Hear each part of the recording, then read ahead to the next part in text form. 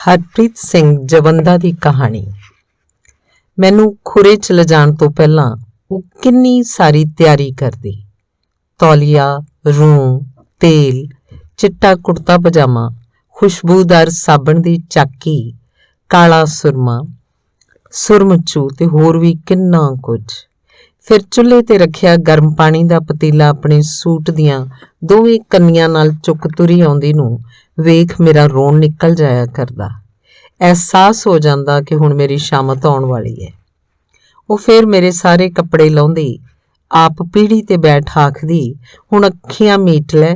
ਮੈਂ ਨਜ਼ਰ ਅੰਦਾਜ਼ ਕਰ ਦਿੰਦਾ। ਉਹ ਗਰਮ ਠੰਡੇ ਪਾਣੀ ਦੇ ਮਿਸ਼ਰਣ ਵਾਲਾ ਮੱਗ ਛੇਤੀ ਨਾਲ ਮੇਰੇ ਸਿਰ 'ਤੇ ਉਲੱਦ ਦਿੰਦੀ। ਮੇਰਾ ਤਰਾਹ ਨਿਕਲ ਜਾਂਦਾ।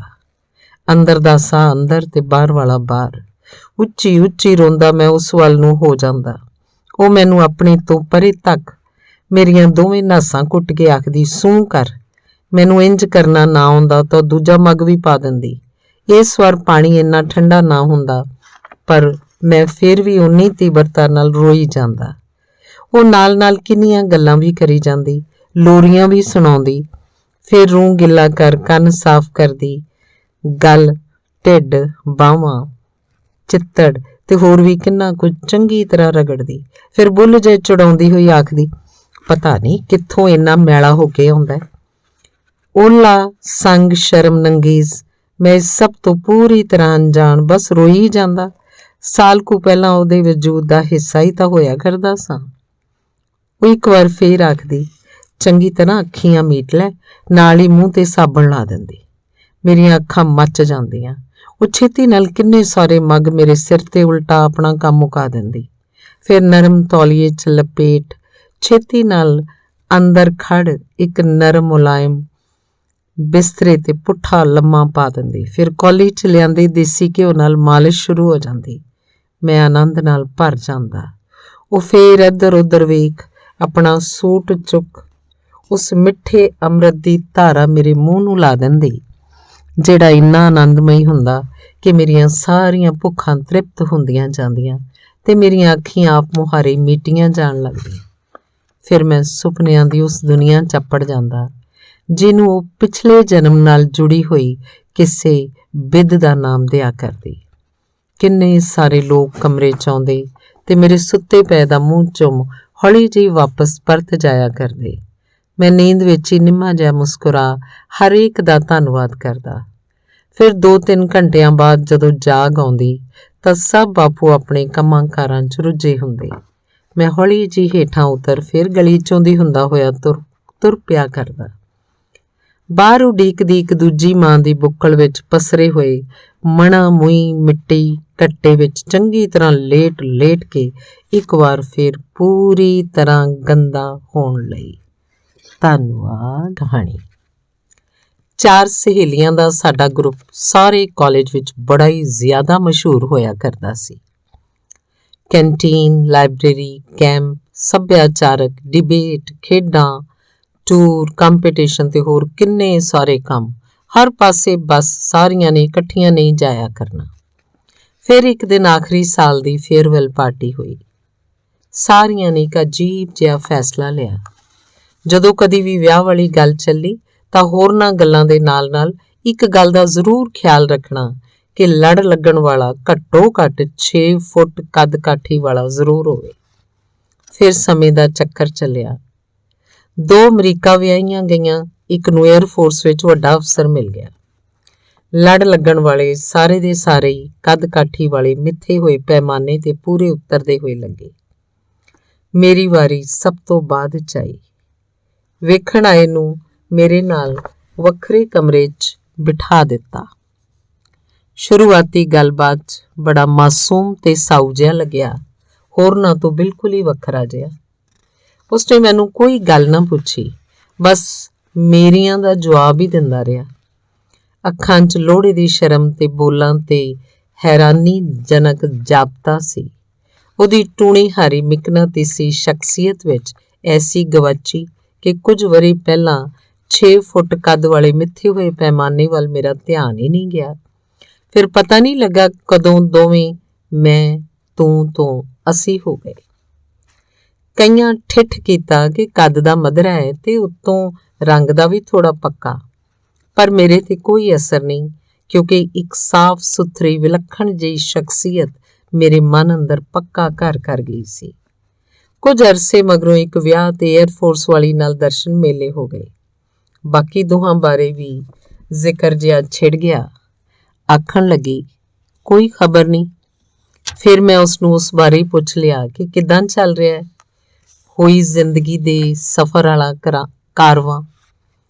ਆਖਣ ਲੱਗੀ, ਯਾਰ ਅੱਡੀਆਂ ਚੁੱਕ ਉੱਚੀ ਹੋ ਟੀਸੀ ਦਾ ਬੇਰ ਜ਼ਰੂਰ ਤੋੜ ਲਿਆਂਦਾ, ਪਰ ਹੁਣ ਹਮੇਸ਼ਾ ਵਜੂਦ ਵਿੱਚ ਪੀੜ ਜਿਹੀ ਰਹਿੰਦੀ ਏ ਤੇ ਜ਼ਮੀਰ ਅੰਦਰੋਂ ਹਰ ਵੇਲੇ ਚੀਸਾਂ ਉੱਠਦੀਆਂ ਰਹਿੰਦੀਆਂ। ਅਫਸਰੀ, ਖਾਨਦਾਨੀ, ਦੌਲਤ, ਐਸ਼ੋ ਇਸ਼ਰਤ ਤੇ ਦੇਹੀ ਖੂਬਸੂਰਤੀ ਵਾਲੇ ਰੋਬ ਹੇਠ ਦੱਬੀ ਹੋਈ ਮਹਿਸੂਸ ਕਰਦੀਆਂ। ਉੱਤੋਂ ਨਿਆਣਿਆਂ ਦੀ ਸਾਰੀ ਜ਼ਿੰਮੇਵਾਰੀ ਮੇਰੇ ਸਿਰ ਉੱਤੇ। ਬਾਹਰੋਂ ਭਰਿਆ ਦਿਸਦਾ ਇਹ ਦੌਲਤਖਾਨਾ ਅੰਦਰੋਂ ਖਾਲੀ ਤੇ ਪੂਰੀ ਤਰ੍ਹਾਂ ਸੁੰਨਸਾਨ ਹੈ। ਅਖੀਰ ਨੂੰ ਭਾਵੁਕ ਹੋ ਗਈ, ਕੋਲੋਂ ਗੱਲ ਨਾ ਹੋਈ। ਹੌਸਲਾ ਦਿੱਤਾ ਕਿ ਅੜੀਏ ਜ਼ਿੰਦਗੀ ਕਦੀ ਵੀ ਕਿਸੇ ਨੂੰ ਮੁਕੰਮਲ ਤੌਰ ਤੇ ਪੱਧਰਾ ਰਾਹ ਨਹੀਂ ਵਿਖਾਉਂਦੀ। ਥੋੜ੍ਹੀ ਬਹੁਤ ਊਚ ਨੀਚ ਤੇ ਉਬੜ ਖਾਬੜ ਹਰੇਕ ਦੀ ਜ਼ਿੰਦਗੀ 'ਚ ਜ਼ਰੂਰ ਹੁੰਦੀ ਹੈ। ਫਿਰ ਮੇਰਾ ਧਿਆਨ ਦੂਜੇ ਪਾਸੇ ਗਿਆ। ਇੱਕ ਅਦਭੁਤ ਜਿਹਾ ਨਜ਼ਾਰਾ ਵੇਖ ਵਾਹਿਗੁਰੂ ਦਾ ਲੱਖ ਲੱਖ ਸ਼ੁਕਰ ਕੀਤਾ। ਰੌਲੇ ਰੱਪੇ ਤੋਂ ਬਹੁਤ ਦੂਰ ਇੱਕ ਸ਼ਾਂਤ ਜਿਹੀ ਨੁੱਕਰ ਵਿੱਚ ਘਣੇ ਰੁੱਖਾਂ ਦੀ ਛਾਵੇਂ ਮਧਰੇ ਕੱਦ ਦਾ ਸਧਾਰਨ ਜਿਹਾ ਇੱਕ ਇਨਸਾਨ ਮੇਰੀ ਅੰਦਰ ਦੀ ਬੋਟੀ ਨੂੰ ਆਪਣੀ ਝੋਲੀ ਪਾ ਬੜੇ ਲਾਡ ਪਿਆਰ ਨਾਲ ਦੁੱਧ ਦੀ ਬੋਤਲ ਚੁੰਘਾ ਰਿਹਾ ਸੀ। ਧੰਨਵਾਦ। ਦੀ ਕਹਾਣੀ। ਗੱਲਾਂ ਕਰਦੀ ਮੇਰੀ ਮਾਂ ਬੀਤੇ ਵਰਿਆਂ ਦੀਆਂ ਪਰਤਾਂ ਫਰੋਲਦੀ 30-35 ਵਰੇ ਪਿੱਛੇ ਜਾ ਆਪੜੀ। ਦੱਸਣ ਲੱਗੀ ਕਿ ਇੱਕ ਵਾਰ ਕਿਸੇ ਲੰਘਦੇ ਆਉਂਦੇ ਹੱਥ ਸੁਨੇਹਾ ਮਿਲਿਆ ਕਿ ਤੇਰੀ ਨਾਨੀ ਬਹੁਤ ਢਿੱਲੀ ਹੈ। ਲੰਘੀ ਰਾਤ ਸੁਪਨਾ ਵੀ ਚੰਗਾ ਨਹੀਂ ਸੀ ਆਇਆ। ਸੁਨੇਹਾ ਮਿਲਦਿਆਂ ਹੀ ਰੇਲ ਗੱਡੀ ਚੜ੍ਹ ਵੱਡੇ ਮਾਮੇ ਦੇ ਸ਼ਹਿਰ ਉਹਦੀ ਕੋਠੀ ਅੱਪੜ ਗਈ। ਉਹਨੇ ਦਿਨੇ ਨਾਨੀ ਨਾਲ ਚੰਗਾ ਸਲੂਕ ਨਹੀਂ ਸੀ ਹੋਇਆ ਕਰਦਾ। ਵੱਡੀ ਸਾਰੀ ਕੋਠੀ ਦੀ ਨੁੱਕਰ 'ਚ ਬਣੇ ਡੰਗਰਾਂ ਦੇ ਢਾਰੇ ਕੋਲ ਨਿੱਕਾ ਜਿਹਾ ਰਹਿਣ ਬਸੇਰਾ ਸੀ ਨਾਨੀ ਦਾ। ਮਾਮੇ ਲਈ ਕੋਈ ਵੀ ਗੱਲ ਆਖਣ ਤੋਂ ਪਹਿਲਾਂ ਮਾਮੀ ਵੱਲ ਦੇਖ ਉਹਦੇ ਇਸ਼ਾਰੇ ਨਾਲ ਚੁੱਪ-ਚੁਪੀਤੀ ਪ੍ਰਵਾਨਗੀ ਲੈਣੀ ਜ਼ਰੂਰੀ ਹੁੰਦੀ ਸੀ। ਖੈਰ, ਉਸ ਦਿਨ ਕਮਰੇ ਨੂੰ ਬਾਹਰੋਂ ਤਾਲਾ ਲੱਗਾ ਵੇਖ ਸੋਚਣ ਲੱਗੀ ਕਿ ਬੀਜੀ ਗਈ ਤੇ ਗਈ ਕਿੱਥੇ ਹੋਏਗੀ। ਬਾਹਰ ਨਿਕਲ ਆਏ। ਗੁਆਂਢੀ ਦੱਸਣ ਲੱਗੇ ਕਿ ਅੱਜ ਸਵੇਰੇ ਮਸੋਸੀ ਜੀ ਇਕੱਲੀ ਕਾਰੀ ਤੁਰੀ ਜਾਂਦੀ ਨੂੰ ਦੇਖਿਆ। ਇਹ ਸੋਚ ਹੌਕਾ ਨਿਕਲ ਗਿਆ ਕਿ ਬੁਖਾਰ ਤੇ ਇੰਨੀ ਗਰਮੀ 'ਚ ਇਕੱਲੀ ਕਾਰੀ ਪਤਾ ਨਹੀਂ ਕਿੱਥੇ ਠੇਡੇ ਖਾਂਦੀ ਹੋ। ਉਸੇ ਵੇਲੇ ਰਿਕਸ਼ਾ ਫੜ ਬੱਸ ਅੱਡੇ ਨੂੰ ਹੋ ਤੁਰੀ। ਰਾਹ 'ਚ ਖਲੋ ਵਾਕਫ ਰੇਹੜੀਆਂ ਤੋਂ ਪੁੱਛਦੀ ਜਾਵਾਂ ਕਿ ਵੱਡੀ ਕੋਠੀ ਵਾਲਿਆਂ ਦੀ ਮਾਤਾ ਤੇ ਨਹੀਂ ਦੇਖੀ ਤੁਰੀ ਜਾਂਦੀ।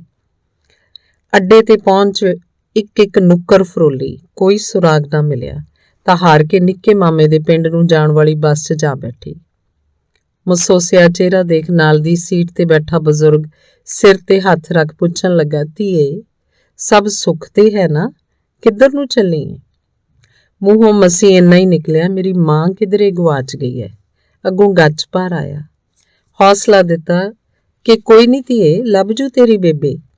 ਇੰਜ ਲੱਗਾ ਜਿੱਦਾਂ ਮੇਰਾ ਬਾਪ ਮੜੀਆਂ ਝੂਠ ਹੌਸਲਾ ਦੇਣ ਮੇਰੇ ਨਾਲ ਆਣ ਬੈਠਾ ਹੋਵੇ। ਉਹੀ ਗੱਲ ਹੋਈ। ਪਿੰਡ ਅੱਡੇ ਤੇ ਉਤਰਦਿਆਂ ਹੀ ਸਾਹਮਣੇ ਰੁੱਖ ਨਾਲ ਢੋ ਲਾਈ ਟਾਂਗਾ ਉਡੀਕਦੀ ਨਾਨੀ ਦਿਸ ਪਈ। ਪ੍ਰਤੀਤ ਹੋਇਆ ਜਿੱਦਾਂ ਤਪਦੇ ਰੇਗਿਸਤਾਨ 'ਚ ਕਿਸੇ ਨੂੰ ਠੰਡੇ ਪਾਣੀ ਦਾ ਝਰਨਾ ਲੱਭਿਆ ਹੋਵੇ। ਧੂ ਕੇ ਜਾ ਜੱਫੀ ਪਾਈ, ਪਰ ਇਹ ਨਹੀਂ ਦੱਸਿਆ ਕਿ ਕਿੱਥੇ ਖੱਜਲ ਖੁਆਰ ਹੁੰਦੀ ਆਈਆਂ। ਫਿਰ ਸਹਿ ਸੁਭਾਈ ਪੁੱਛ ਲਿਆ, ਕੋਠੀਓਂ ਕਿੱਦਾਂ ਆਈ? ਬੱਸ ਅੱਡੇ ਤੱਕ। ਅੱਖਾਂ 'ਚ ਲਿਸ਼ਕ ਆ ਗਈ। ਆਖਣ ਲੱਗੀ, ਧੀਏ ਤੇਰਾ ਵੀਰ ਚੜ੍ਹ ਕੇ ਗਿਆ, ਉਹ ਵੀ ਸਰਕਾਰੀ ਗੱਡੀ 'ਚ। ਬੜਾ ਜ਼ੋਰ ਪਾਉਂਦਾ ਸੀ ਕਿ ਪਿੰਡ ਹੀ ਛੱਡ ਆਉਣਾ, ਕਿੱਥੇ ਬੱਸਾਂ ਤੇ ਧੱਕੇ ਖਾਂਦੀ ਜਾਏਂਗੀ। ਪਰ ਮੈਂ ਹੀ ਆਖਿਆ, ਨਹੀਂ ਪੁੱਤ ਮੈਂ ਚਲੀ ਜਾਊਂ ਆਪੇ।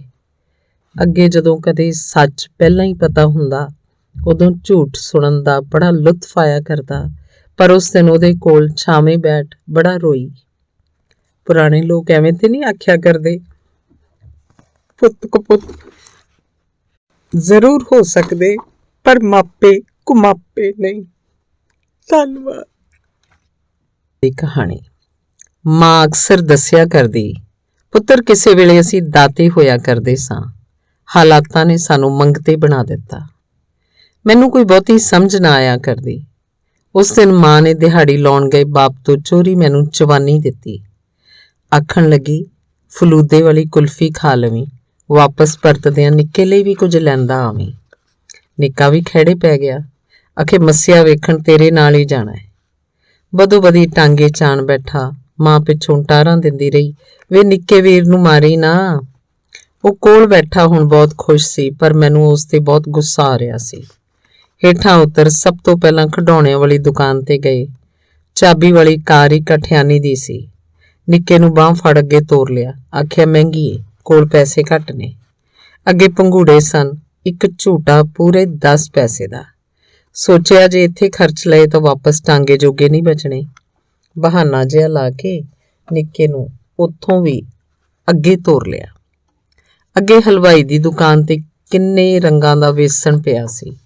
4 ਆਨੇ ਦੀਆਂ 4 ਟੁਕੜੀਆਂ। ਹਿਸਾਬ ਲਾਇਆ ਤੇ ਉੱਥੋਂ ਵੀ ਉਹਦਾ ਧਿਆਨ ਦੂਜੇ ਪਾਸੇ ਨੂੰ ਕਰ ਦਿੱਤਾ। ਇੰਨੇ ਨੂੰ ਵੇਖਿਆ ਇੱਕ ਮੰਗਤਾ ਹੱਥ ਅੱਡ ਸਾਡੇ ਵੱਲ ਵੇਖ ਰਿਹਾ ਸੀ। ਮੈਂ ਮੁੱਠ ਵਿੱਚ ਫੜੀ ਚਵਾਨੀ ਜ਼ੋਰ ਨਾਲ ਮੀਚ ਲਈ ਤੇ ਛੇਤੀ ਨਾਲ ਅੱਗੇ ਲੰਘ ਗਿਆ। ਮੁੜ ਕੇ ਵੇਖਿਆ ਉਹ ਅਜੇ ਵੀ ਸਾਡੇ ਵੱਲ ਹੀ ਵੇਖ ਰਿਹਾ ਸੀ। ਮੈਂ ਡਰ ਗਿਆ ਕਿਧਰੇ ਬੋਰੀ 'ਚ ਪਾ ਕੇ ਹੀ ਲੈ ਹੀ ਨਾ ਜਾਵੇ। ਉੱਥੋਂ ਬਹੁਤ ਦੂਰ ਇੱਕ ਰੁੱਖ ਦੀ ਛਾਵੇਂ ਬੈਠ ਗਏ। ਹੁਣ ਨਿੱਕਾ ਆਖ ਰਿਹਾ ਸੀ, ਵੀਰੇ ਜ਼ੋਰ ਦੀ ਭੁੱਖ ਲੱਗੀ ਏ, ਕੁਝ ਖਵਾ ਦੇ। ਆਖਿਆ ਪਾਣੀ ਪੀ ਲਵੇ, ਸ਼ਾਮ ਹੋਣ ਵਾਲੀ ਏ, ਫਲੂਦਾ ਹੋਰ ਸਸਤਾ ਲਾ ਦੇਣਾ, ਫਿਰ 2-2 ਖਾਵਾਂਗੇ। ਪਰ ਉੱਚੀ ਉੱਚੀ ਰੋ ਪਿਆ, ਆਖੇ ਮੈਥੋਂ ਹੁਣ ਹੋਰ ਨਹੀਂ ਜਰੀ ਜਾਂਦੀ ਭੁੱਖ। ਉਹਦੇ ਰੋਣੇ ਅੱਗੇ ਮੇਰੀਆਂ ਯੋਜਨਾਵਾਂ ਰੇਤ ਵਾਂਗ ਭੁਰਦੀਆਂ ਹੋਈਆਂ ਨਜ਼ਰ ਆਉਣ ਲੱਗੀਆਂ। ਇੰਨੇ ਨੂੰ ਪਿੱਛੋਂ ਕਿਸੇ ਨੇ ਹਲੂਣਿਆ। ਸਿਰ ਭੰਵਾ ਕੇ ਵੇਖਿਆ ਉਹੀ ਮੰਗਤਾ ਸੀ। ਮੈਂ ਡਰ ਗਿਆ। ਨਿੱਕੇ ਨੂੰ ਲੈ ਕੇ ਭੱਜਣ ਲੱਗਾ ਤਾਂ ਉਹਨੇ ਰੋਕ ਲਿਆ। ਆਖੇ ਡਰੋ ਨਾ ਪੁੱਤਰੋ, ਮੇਰੇ ਵੀ 2 ਬੱਚੇ ਸਨ ਤੁਹਾਡੇ ਜਿੱਡੇ, ਹਾਲਾਤਾਂ ਦੀ ਭੇਟ ਚੜ੍ਹ ਗਏ। ਫਿਰ ਉਹਨੇ ਮੁੱਠ ਪੈਸਿਆਂ ਦੀ ਭਰੀ ਤੇ ਨਿੱਕੇ ਦੇ ਬੋਝੇ 'ਚ ਪਾ ਦਿੱਤੀ ਤੇ ਆਪ ਵਾਹੋਦਾਈ ਦੂਰ ਚਲਾ ਗਿਆ। ਅਸੀਂ ਕਦੀ ਪੈਸਿਆਂ ਵੱਲ ਵੇਖੀਏ ਤੇ ਕਦੀ ਉੱਧਰ ਨੂੰ ਜਿੱਧਰ ਨੂੰ ਉਹ ਗਿਆ ਸੀ। ਫਿਰ ਅਸੀਂ ਕਿੰਨੀਆਂ ਚੀਜ਼ਾਂ ਖਾਧੀਆਂ, ਕਿੰਨੇ ਖਿਡੌਣੇ ਵੀ ਲਏ। ਹੁਣ ਨਿੱਕਾ ਬੜਾ ਹੀ ਖੁਸ਼ ਸੀ। ਕੁਲਫੀ ਖਾਂਦਾ ਬਾਰ-ਬਾਰ ਪੁੱਛੀ ਜਾ ਰਿਹਾ ਸੀ, ਵੀਰੇ ਉਹ ਕੌਣ ਸੀ ਜਿਹਨੇ ਸਾਨੂੰ ਇੰਨੇ ਪੈਸੇ ਦਿੱਤੇ? ਅਖੀਰ ਆਖਣਾ ਪਿਆ, ਨਿੱਕਿਆ ਉਹ ਮੰਗਤੇ ਤੋਂ ਦਾਤਾ ਬਣਿਆ ਇੱਕ ਰੱਬ ਸੀ। ਨਿੱਕਾ ਬੋਲ ਪਿਆ, ਵੀਰੇ ਉਹੀ ਰੱਬ ਜਿਹਨੇ ਸਾਡੇ ਮਾਂ-ਬਾਪ ਨੂੰ ਦਾਤੇ ਤੋਂ ਮੰਗਤਾ ਬਣਾਇਆ। ਇਸ ਸਵੇਰ ਉਹਦੀ ਗੱਲ ਦਾ ਜਵਾਬ ਨਾ ਦੇ ਸਕਿਆ, ਕਿਉਂਕਿ ਮੇਰੀ ਇੱਕ ਹੋਰ ਰੱਬ ਨਾਲ ਬਹਿਸ ਚੱਲ ਰਹੀ ਸੀ। ਪਿੰਡ ਲਿਆਉਣ ਵਾਲੇ ਟਾਂਗੇ ਦਾ ਮਾਲਕ ਆਖ ਰਿਹਾ ਸੀ, ਤੁਹਾਤੋਂ ਕਾਹਦੇ ਪੈਸੇ ਪੁੱਤਰੋ, ਜਾਓ ਖੇਡੋ ਮੱਲੋ, ਵੱਡੇ ਹੋਣਗੇ ਤਾਂ ਉਦੋਂ ਦੇ ਦਿਓ। ਧੰਨਵਾਦ। ਅਗਲੀ ਕਹਾਣੀ। ਉਹਨਾਂ ਵੇਲਿਆਂ ਦੀ ਗੱਲ ਹੈ ਜਦੋਂ ਸੈੱਲ ਫੋਨ ਨਹੀਂ ਸਨ ਹੋਇਆ ਕਰਦੇ। ਭੈਣ ਨੇ ਚਿੱਠੀ ਲਿਖ ਪੱਕੀ ਕੀਤੀ ਕਿ ਇਸ ਵਾਰ ਮੇਰੀ ਪਹਿਲੀ ਲੋਹੜੀ ਏ, ਜ਼ਰੂਰ ਅੱਪੜਨਾ। ਉਸ ਦਿਨ ਕੋਚਿੰਗ ਸੈਂਟਰ ਥੋੜਾ ਪਹਿਲਾਂ ਬੰਦ ਕਰਕੇ ਮੈਂ ਸਿੱਧਾ ਅੱਡੇ ਤੇ ਅੱਪੜ ਗਿਆ। 10 ਵਜੇ ਦੀ ਆਖਰੀ ਬੱਸ ਸੀ। ਸਵੇਰੇ ਇਸ ਵਕਤ ਹੀ ਉੱਥੇ ਅੱਪੜ ਜਾਣਾ ਸੀ। ਕੜਾਕੇ ਦੀ ਠੰਡ, ਨਿੱਕਾ ਜਿਹਾ ਬੱਸ ਸਟੈਂਡ, ਟਾਵੇਂ-ਟਾਵੇਂ ਲੋਕ ਹੀ। ਹਾਲਾਂਕਿ ਦੂਰ ਇੱਕ ਢਾਬੇ ਤੇ ਬੈਠੇ ਕੁਝ ਲੋਕ ਸ਼ਰਾਬ ਜ਼ਰੂਰ ਪੀ ਰਹੇ ਸਨ। ਮੈਂ ਸਟਾਲ ਕੋਲ ਡੱਠੇ ਟੁੱਟੇ ਜਿਹੇ ਬੈਂਚ ਤੇ ਆਪਣੇ ਉੱਤੇ ਲਈ ਲੋਈ ਵਿੱਚ ਹੀ ਇਕੱਠਾ ਜਿਹਾ ਹੋ ਗਿਆ। ਅਚਾਨਕ ਪਿਛਲੇ ਪਾਸੇ ਗੁਸਲਖਾਨੇ ਕੋਲੋਂ ਆਵਾਜ਼ ਆਈ। 9-10 ਸਾਲਾਂ ਦੀ ਇੱਕ ਕੁੜੀ ਸੀ, ਸ਼ਾਇਦ ਕਦੇ ਦੀ ਉੱਥੇ ਲੁੱਕ ਕੇ ਬੈਠੀ ਹੋਈ ਮੈਨੂੰ ਵੇਖ ਬਾਹਰ ਨਿਕਲ ਆਈ। ਹੁਣ ਤੱਕ ਰੋ-ਰੋ ਕੇ ਗੱਲਾਂ ਤੇ ਹੰਝੂ ਵੀ ਸੁੱਕ ਗਏ ਸਨ। ਆਉਂਦਿਆਂ ਹੀ ਮੇਰੇ ਨਾਲ ਲੱਗ ਗਈ। ਸੀਮਤ ਜੇ ਕੱਪੜਿਆਂ 'ਚ ਪੂਰੀ ਤਰ੍ਹਾਂ ਠਰੀ ਤੇ ਕੰਬਦੀ ਹੋਈ, ਆਖੇ ਮੇਰੀ ਮੰਮੀ ਕਿਧਰੇ ਗਵਾਚ ਗਈ ਏ। ਮੈਨੂੰ ਡਰ ਲੱਗੀ ਜਾਂਦਾ ਹੈ। ਕਿੰਨੇ ਲੋਕ ਮੈਨੂੰ ਆਪਣੇ ਨਾਲ ਲਿਜਾਣਾ ਚਾਹੁੰਦੇ ਨੇ, ਪਰ ਮੈਂ ਨਹੀਂ ਗਈ। ਬਾਕੀ ਦੀ ਗੱਲ ਮੈਂ ਸਮਝ ਗਿਆ। ਆਪਣੀ ਲੋਈ ਲਾਹ ਉਸ ਉੱਤੇ ਦੇ ਦਿੱਤੀ। ਹੁਣ ਕਿਸੇ ਨੂੰ ਵੀ ਪਤਾ ਨਹੀਂ ਸੀ ਲੱਗ ਸਕਦਾ ਕਿ ਉਹ ਮੁੰਡਾ ਏ ਕਿ ਕੁੜੀ। ਠਾਣੇ ਦਾ ਪਤਾ ਪੁੱਛ ਦੋਵੇਂ ਉੱਧਰ ਨੂੰ ਹੋ ਤੁਰੇ। ਘੜੀ ਕੁ ਮਗਰੋਂ ਪਿੱਛੋਂ ਆਈ 10 ਵਜੇ ਵਾਲੀ ਬੱਸ ਸ਼ੂਕਦੀ ਹੋਈ ਕੋਲੋਂ ਦੀ ਲੰਘ ਗਈ। ਪਰ ਆਖਰੀ ਬੱਸ ਦੇ ਤੁਰ ਜਾਣ ਦਾ ਰੱਤੀ ਭਰ ਵੀ ਅਫਸੋਸ ਨਹੀਂ ਸੀ, ਕਿਉਂਕਿ ਭੈਣ ਦੇ ਘਰ ਅੱਪੜਨ ਨਾਲੋਂ ਇੱਕ ਧੀ ਨੂੰ ਉਹਦੇ ਘਰ ਪਹੁੰਚਾਉਣਾ ਜ਼ਿਆਦਾ ਜ਼ਰੂਰੀ ਸੀ, ਉਹ ਵੀ ਹਨੇਰੀ ਰਾਤ ਦੇ ਉਸ ਪਹਿਰ ਵੇਲੇ ਜਦੋਂ ਨੋਚਣ ਤੋਂ ਪਹਿਲਾਂ ਭੇੜੀਏ ਸ਼ਿਕਾਰ ਦੀ ਉਮਰ ਨਹੀਂ ਵੇਖਦੇ। ਜ਼ਿੰਦਗੀ 'ਚ ਪਹਿਲੀ ਵਾਰ ਇੱਕ ਰਾਤ ਠਾਣੇ 'ਚ ਲੰਘਾਈ। ਆਪਣੇ ਵਜੂਦ ਨਾਲ ਲੱਗ ਗਏ ਮਾਸੂਮ ਜਿਹੇ ਇੱਕ ਵਿਸ਼ਵਾਸ ਨੂੰ ਜਿਉਂਦੇ ਰੱਖਣ ਦੀ ਖਾਤਰ। ਧੰਨਵਾਦ। ਅਗਲੀ ਕਹਾਣੀ। ਵੱਡਾ ਦਿਹਾੜੀ ਲਾਉਣ ਗਿਆ ਪਿੰਡੋਂ ਬਾਹਰ ਦੀ ਨਹਿਰ ਤੋਂ ਚੁੱਕ ਲਿਆ ਗਿਆ। ਗੋਹਾ ਫੇਰਦੀ ਨੂੰ ਕੋਈ ਸੁਨੇਹਾ ਦੇ ਗਿਆ। ਮੈਂ ਲਿਬੜੇ ਹੱਥਾਂ ਨਾਲ ਹੀ ਬਾਹਰ ਨੂੰ ਭੱਜ ਉੱਠੀ। ਕਿਸੇ ਨੇ ਤੁਰੀ ਜਾਂਦੀ ਨੂੰ ਸਾਈਕਲ ਮਗਰ ਬਿਠਾ ਲਿਆ। ਉੱਥੇ ਅੱਪੜ ਕੇ ਵੇਖਿਆ, ਪੱਗ ਉਂਝਦੀ ਉਂਝੀ ਬੂਝਿਆਂ 'ਚ ਫਸੀ ਪਈ ਸੀ। ਸਣੇ 50। ਭਾਵੇਂ ਲੇਬਰ ਦਾ ਹੀ ਕੰਮ ਕਰਦਾ ਸੀ ਤਾਂ ਵੀ ਪੱਗ ਬੜੀ ਸੋਹਣੀ ਜਿਹੀ ਬੰਨ੍ਹ ਕੇ ਹੀ ਘਰੋਂ ਤੁਰਿਆ ਕਰਦਾ। ਤਰਲਾ ਪਾਇਆ, ਮੈਨੂੰ ਵੀ ਉੱਧਰ ਨੂੰ ਹੀ ਲੈ ਚੱਲ। ਆਖਣ ਲੱਗਾ, ਚਾਚੀ ਕਿੱਥੇ ਸਾਈਕਲ ਤੇ ਕਿੱਥੇ ਜਿਪਸੀ, ਉਹ ਤੇ ਸ਼ਹਿਰ ਵੀ ਅੱਪੜ ਗਏ ਹੋਣੇ ਆ। ਅਗਲੇ ਦਿਨ ਅਜੇ ਪੰਚਾਇਤ ਇਕੱਠੀ ਕਰ ਬੱਸੇ ਬਹਿਣ ਦੀ ਲੱਗੀ ਸਾਂ ਕਿ ਥਾਣੇਦਾਰ ਦਾ ਰੋਕਾ ਮਿਲ ਗਿਆ, ਜੇ ਮੁੰਡਾ ਛਡਾਉਣਾ ਏ ਤੇ ਕੱਲੀ ਆਈ। ਫਿਰ ਡਿੱਗਦੀ ਢਹਿੰਦੀ ਕੱਲੀ ਥਾਣੇ ਅੱਪੜੀ। 2 ਘੰਟੇ ਬਾਹਰ ਬਿਠਾਈ ਰੱਖਿਆ। ਉਹ ਆਖਣ ਲੱਗਾ, ਛੱਡ ਦਿੰਨੇ ਆ, ਪਰ ਨਵਾਂ ਸਕੂਟਰ ਲੈ ਕੇ ਦੇਣਾ ਪਊ। ਤਰਲਾ ਲਿਆ ਕਿ ਵਿੱਘੇ ਪੈਲੀ 'ਚੋਂ ਏਡੇ ਵੱਡੇ ਪਰਿਵਾਰ ਦਾ ਮਸਾਂ ਰੋਟੀ ਟੋਕੇ ਚੱਲਦਾ ਹੈ, ਸਕੂਟਰ ਕਿੱਥੋਂ ਲੈ ਦੇਵਾਂ? ਘੱਟੋ ਘੱਟ ਉਹਦਾ ਕਸੂਰ ਤਾਂ ਦੱਸ ਦਿਓ, ਕੀਤਾ ਕੀ ਉਹਨੇ? ਆਖਣ ਲੱਗਾ, ਮਾਈਏ ਕਸੂਰ ਪੁੱਛਦੀ ਏ ਉਹਦਾ? ਬੇਟ ਇਲਾਕੇ ਦੀਆਂ ਸਾਰੀਆਂ ਵਾਰਦਾਤਾਂ ਇਹਦੇ ਖਾਤੇ 'ਚ ਬੋਲਦੀਆਂ। ਫਿਰ ਤੁਰਦੀ ਹੋਈ ਨੂੰ ਪਿੱਛੋਂ ਆਵਾਜ਼ ਮਾਰ ਆਖਣ ਲੱਗਾ, ਗੌਰ ਕਰ ਲਈ, ਨਹੀਂ ਤੇ ਇਦੋਂ ਵੱਧ ਤਾਂ ਸਾਨੂੰ ਸਰਕਾਰ ਨਹੀਂ ਦੇ ਦੇਣਾ। ਉਹਨਾਂ ਵੇਲਿਆਂ ਵੇਲੇ ਜਿਉਂਦਾ ਲੱਖ ਦਾ ਤੇ ਮਰਿਆ 1.5 ਲੱਖ ਦਾ ਹੋਇਆ ਕਰਦਾ ਸੀ। ਬਾਹਰ ਖਲੋਤਾ ਸੰਤਰੀ ਭਲਾ ਇਨਸਾਨ ਲੱਗਦਾ ਸੀ, ਠੀਕ ਵੱਡੇ ਦੀ ਹੀ ਉਮਰ ਦਾ। ਉਹਨੇ ਸੈਨਤ ਨਾਲ ਕੋਲ ਸੱਦ ਲਿਆ। ਇੱਧਰ ਉੱਧਰ ਵੇਖ ਹੌਲੀ ਜੀ ਆਖਣ ਲੱਗਾ, ਉਹਨੇ ਅੰਦਰੋਂ ਸੁਨੇਹਾ ਘੱਲਿਆ ਹੈ, ਕਹਿੰਦਾ ਬੇਬੇ ਨੂੰ ਆਖੀ ਮੇਰੇ ਹਿੱਸੇ ਦੀ ਵੇਚ ਕੇ ਮੈਨੂੰ ਬਾਹਰ ਕੱਢ ਲਵੇ, ਇਹ ਤਸੀਹੇ ਬਹੁਤ ਦਿੰਦੇ, ਸਹੇ ਨਹੀਂ ਜਾਂਦੇ। ਇੰਨੀ ਗੱਲ ਸੁਣ ਮੇਰੀਆਂ ਅੰਦਰਾਂ ਲੂਹੀਆਂ ਗਈਆਂ। ਉਸੇ ਵੇਲੇ ਆੜਤੀਏ ਕੋਲ ਗਈ, ਕਹਿੰਦਾ ਕਿੰਨੇ ਚਾਹੀਦੇ? ਆਖਿਆ ਨਵੇਂ ਸਕੂਟਰ ਜੋਗੇ। ਨਾ ਕਰ ਗਿਆ। ਆਖੇ 5 ਸਾਲ ਭਾਵੇਂ ਸਾਰੀ ਫਸਲ ਵੀ ਸਿੱਟਦੀ ਰਹੀ ਤਾਂ ਵੀ ਵਿਆਜ ਤੱਕ ਪੂਰਾ ਨਹੀਂ ਹੋਣਾ। ਉਹਨੂੰ ਕਿੱਦਾਂ ਸਮਝਾਉਂਦੀ ਕਿ ਤੈਨੂੰ ਵਿਆਜ ਦੀ ਪਈ ਹੈ, ਮੇਰਾ ਤਾਂ ਉਹਨਾਂ ਡਾਢਿਆਂ ਤੇ ਮੇਰਾ ਮੂਲ ਹੀ ਨਾਸ ਕਰ ਦੇਣਾ। ਚਾਰੇ ਬੰਨੇ ਕਿਸੇ ਬਾਂਹ ਨਾ ਫੜੀ ਤਾਂ ਸਬਰ ਕਰਕੇ ਬੈਠ ਗਈ। ਤੀਜੇ ਦਿਨ ਸੁਨੇਹਾ ਆ ਗਿਆ, ਆਖੇ ਉਹਦੇ ਫੁੱਲ ਲੈ ਜਾ ਆ ਕੇ। ਉੱਥੇ ਗਈ ਤਾਂ ਕਿੰਨੀਆਂ ਪੋਟਲੀਆਂ ਟੰਗੀਆਂ ਹੋਈਆਂ ਸਨ। ਆਖਣ ਲੱਗੇ, ਪਛਾਣ ਲੈ। ਆਖਿਆ, ਤੁਰ ਗਏ ਦੇ ਫੁੱਲ ਵੀ ਕਦੇ ਪਛਾਣੇ ਜਾਂਦੇ। ਅੱਗੋਂ ਕੁਝ ਨਾ ਬੋਲੇ। ਅੰਦਾਜ਼ੇ ਜਿਹੇ ਨਾਲ ਇੱਕ ਭਾਰੀ ਜੀ ਚੁੱਕ ਲਈ। 6 ਫੁੱਟ ਤੋਂ ਵੀ ਲੰਮਾ ਕੱਦ ਸੀ ਉਹਦਾ। ਸੋਚਿਆ, ਫੁੱਲ ਵੀ ਤਾਂ ਭਾਰੇ ਹੀ ਹੋਣੇ। ਕਮਲੀ ਨੂੰ ਇਹ ਵੀ ਹੋਸ਼ ਨਾ ਰਹੀ ਕਿ ਬੰਦਾ ਸੁਆਹ ਬਣ ਕੇ ਹੌਲਾ ਫੁੱਲ ਹੋ ਜਾਂਦਾ। ਮੇਰੇ ਪਿੰਡ ਦੀ ਉਹ ਨਹਿਰ ਨੂੰ ਸੁਨੇਹਾ ਦੇ ਦਿਓ, ਨਹੀਂ ਮੈਂ ਫੇਰ ਤਾਰੀ ਲਾਊਂ ਸਿਵਿਆਂ 'ਚ ਸੜ ਕੇ। ਅੱਜ ਇੰਨੇ ਵਰਿਆਂ ਮਗਰੋਂ ਨਵਾਂ ਸਕੂਟਰ ਮੰਗਣ ਵਾਲੇ ਦਾ ਪਹਿਲਾ ਮੁੰਡਾ ਮਰਿਆ। ਫਿਰ ਉਹ ਆਪ ਮੁੱਕ ਗਿਆ ਤੇ ਹੁਣ ਜਵਾਈ ਇਕੱਠੀ ਕੀਤੀ ਤੋਂ ਲੜ ਲੜ ਕੇ ਮਰ ਰਹੇ ਹੈ। ਕੌਣ ਕਹਿੰਦਾ ਹਿਸਾਬ ਕਿਤਾਬ ਉੱਪਰ ਜਾ ਕੇ ਹੁੰਦਾ? ਸਭ ਕੁਝ ਇੱਥੇ ਹੀ ਹੈ।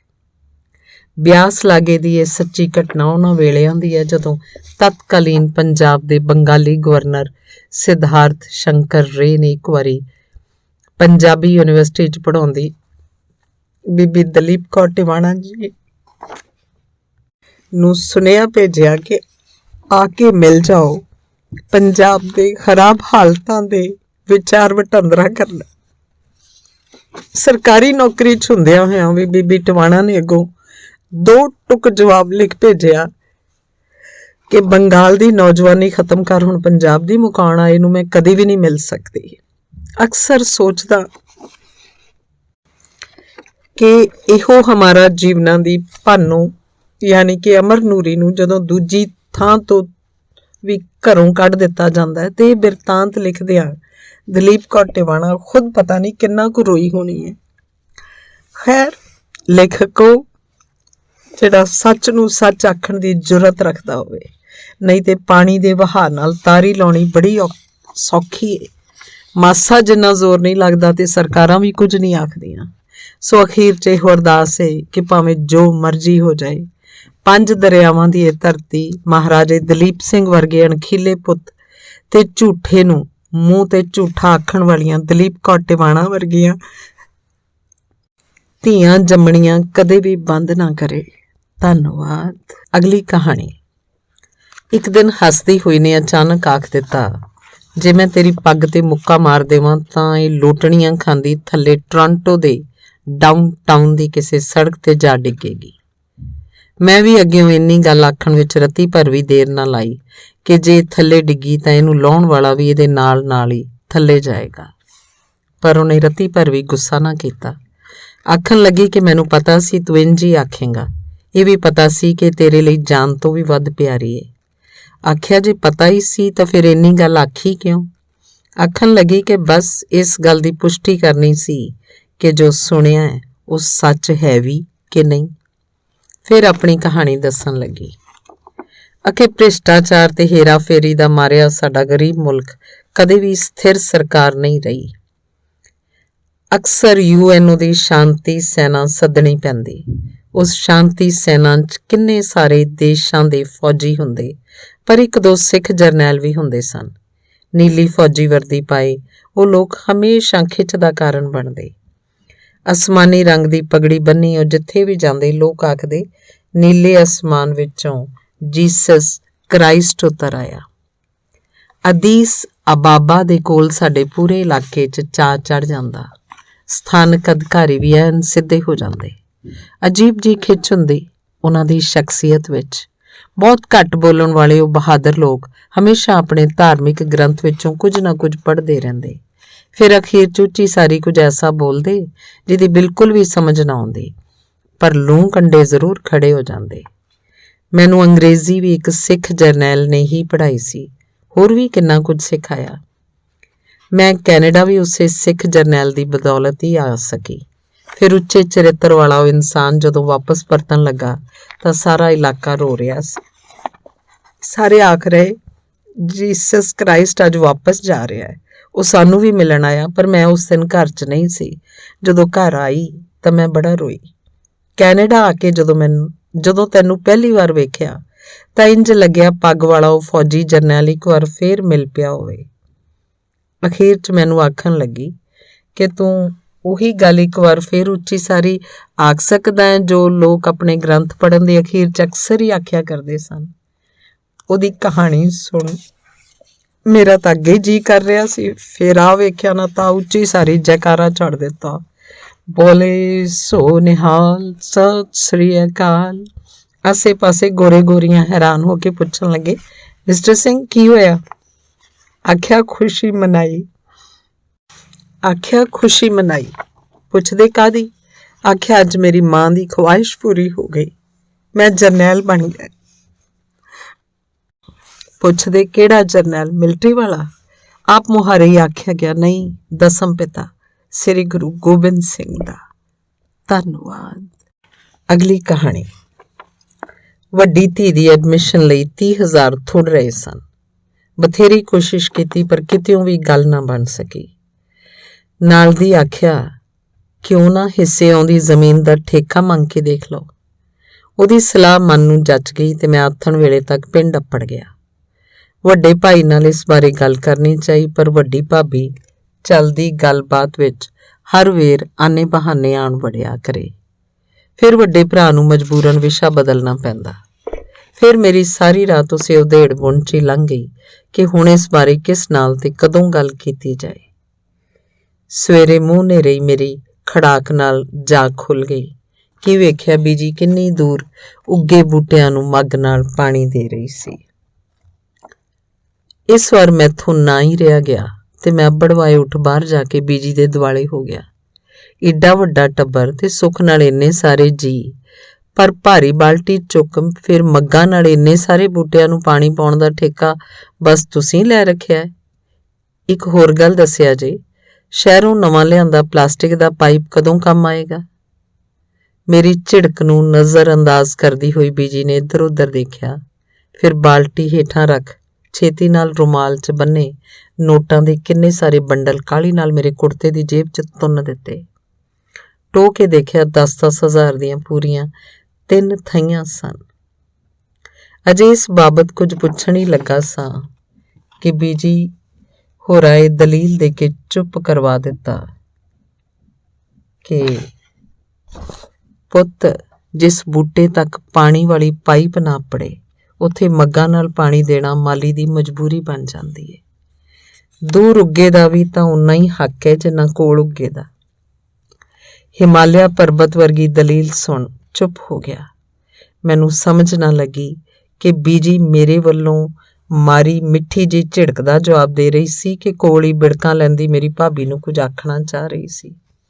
ਪਰ ਜੋ ਵੀ ਸੀ, ਮੈਨੂੰ ਇਸ ਗੱਲ ਦੀ ਖੁਸ਼ੀ ਕਿਤੇ ਵੱਧ ਸੀ ਕਿ ਵਡੇਰੀ ਉਮਰ ਤੱਕ ਪੜ ਚੁੱਕੀ ਮੇਰੀ ਮਾਂ ਅਜੇ ਵੀ ਇੱਕ ਤੀਰ ਨਾਲ ਕਿੰਨੇ ਸਾਰੇ ਸ਼ਿਕਾਰ ਫੁੰਡਣ ਦੀ ਮੁਹਾਰਤ ਰੱਖਦੀ ਸੀ। ਧੰਨਵਾਦ। ਅਗਲੀ ਕਹਾਣੀ। ਨਵੰਬਰ 84 ਵੇਲੇ ਹਰਿਆਣੇ ਦਾ ਮਹਿੰਦਰਗੜ੍ਹ ਜ਼ਿਲ੍ਹਾ। ਦਾੜੀ ਵਾਲਿਆਂ ਨੂੰ ਲੱਭਦੀ ਹੋਈ ਇੱਕ ਵੱਡੀ ਹਿੰਸਕ ਭੀੜ ਨੇ ਤੜਕ ਸਵੇਰ ਸਾਡਾ ਨਿੱਕਾ ਜਿਹਾ ਪਿੰਡ ਘੇਰ ਲਿਆ। ਕਈ ਆਖਣ ਲੱਗੇ ਵਾਲ ਕੱਟ ਲਓ। ਦਾਦਾ ਜੀ ਆਖਣ ਲੱਗੇ ਇੰਜ ਨਹੀਂ ਕਰਨਾ। ਦਸਮ ਪਿਤਾ ਦੇ ਪੁੱਤਰ ਹਾਂ, ਸਿੱਖੀ ਕੇਸਾਂ ਸੁਆਸਾਂ ਸੰਗ ਹੀ ਨਿਭੇਗੀ। ਬਸ ਗੁਰੂ ਤੇ ਭਰੋਸਾ ਨਾ ਛੱਡਿਓ, ਜ਼ਰੂਰ ਕਰਾਮਾਤ ਹੋਏਗੀ। ਫੇਰ ਕਿਰਪਾਨਾਂ ਦਾਤਰੀਆਂ ਤੇ ਜੋ ਵੀ ਹੱਥ 'ਚ ਆਇਆ ਲੈ ਮੋਰਚਿਆਂ 'ਚ ਡਟ ਗਏ। ਉੱਚੀ ਸਾਰੀ ਛੱਡੇ ਜਾਂਦੇ ਜੈਕਾਰਿਆਂ ਦਾ ਐਸਾ ਅਸਰ ਹੋਇਆ ਕਿਸੇ ਨੇ ਵੀ ਨੇੜੇ ਆਉਣ ਦੀ ਹਿੰਮਤ ਨਾ ਕੀਤੀ। ਫਿਰ ਉਹ ਵਾਕਿਆ ਹੀ ਕਰਾਮਾਤ ਵਰਤੀ ਤੇ 30 ਦੇ 30 ਸਿੰਘ ਬਿਨਾਂ ਸ਼ਹੀਦ ਹੋਇਆਂ ਕੇਸਾਂ ਸੁਆਸਾਂ ਸੰਗ ਨਿਭ ਗਏ। 3 ਦਹਾਕਿਆਂ ਮਗਰੋਂ ਜਦੋਂ ਕੈਨੇਡਾ ਦੀ ਧਰਤੀ ਤੇ ਪੈਰ ਪਾਇਆ ਤਾਂ ਕਿੰਨੀਆਂ ਸਾਰੀਆਂ ਨਿੱਕੀਆਂ ਮੋਟੀਆਂ ਨੌਕਰੀਆਂ ਕਰਨੀਆਂ ਪਈਆਂ। ਫਿਰ ਪੜ੍ਹਾਈ ਕਰਕੇ ਇੱਕ ਦਵਾਈਆਂ ਬਣਾਉਣ ਵਾਲੀ ਕੰਪਨੀ 'ਚ ਅਪਲਾਈ ਕਰ ਦਿੱਤਾ। ਮੇਰਾ ਭਰਵਾਂ ਦਾੜਾ ਵੇਖ ਡੈਨ ਕੂਪਰ ਨਾਮ ਦਾ ਗੋਰਾ ਮੈਨੇਜਰ ਆਖਣ ਲੱਗਾ, ਦੋਸਤਾ ਇਹ ਦਵਾਈਆਂ ਬਣਾਉਣ ਦਾ ਸੰਵੇਦਨਸ਼ੀਲ ਕਾਰਜ ਏ, ਕਿਸੇ ਤਰ੍ਹਾਂ ਦਾੜੀ ਸ਼ੇਵ ਕਰ ਸਕਦਾ ਏ ਤਾਂ ਤੇਰੀ ਨੌਕਰੀ ਪੱਕੀ।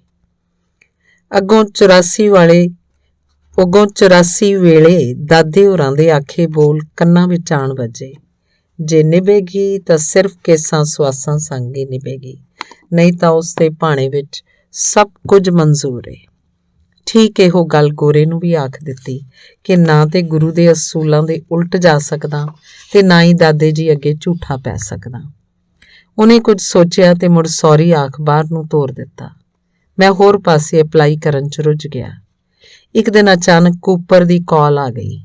ਆਖਣ ਲੱਗਾ ਮਸਲਾ ਹੱਲ ਹੋ ਗਿਆ। 3 ਦਿਨ ਲਾ ਕੇ ਤੇਰੇ ਵਾਸਤੇ ਅਮਰੀਕਾ ਤੋਂ ਇੱਕ ਉਚੇਚੀ ਕਿੱਟ ਮੰਗਵਾਈਏ, ਹੁਣ ਜਦੋਂ ਮਰਜ਼ੀ ਆ ਕੇ ਜੁਆਇਨ ਕਰ ਸਕਦਾ ਹੈ।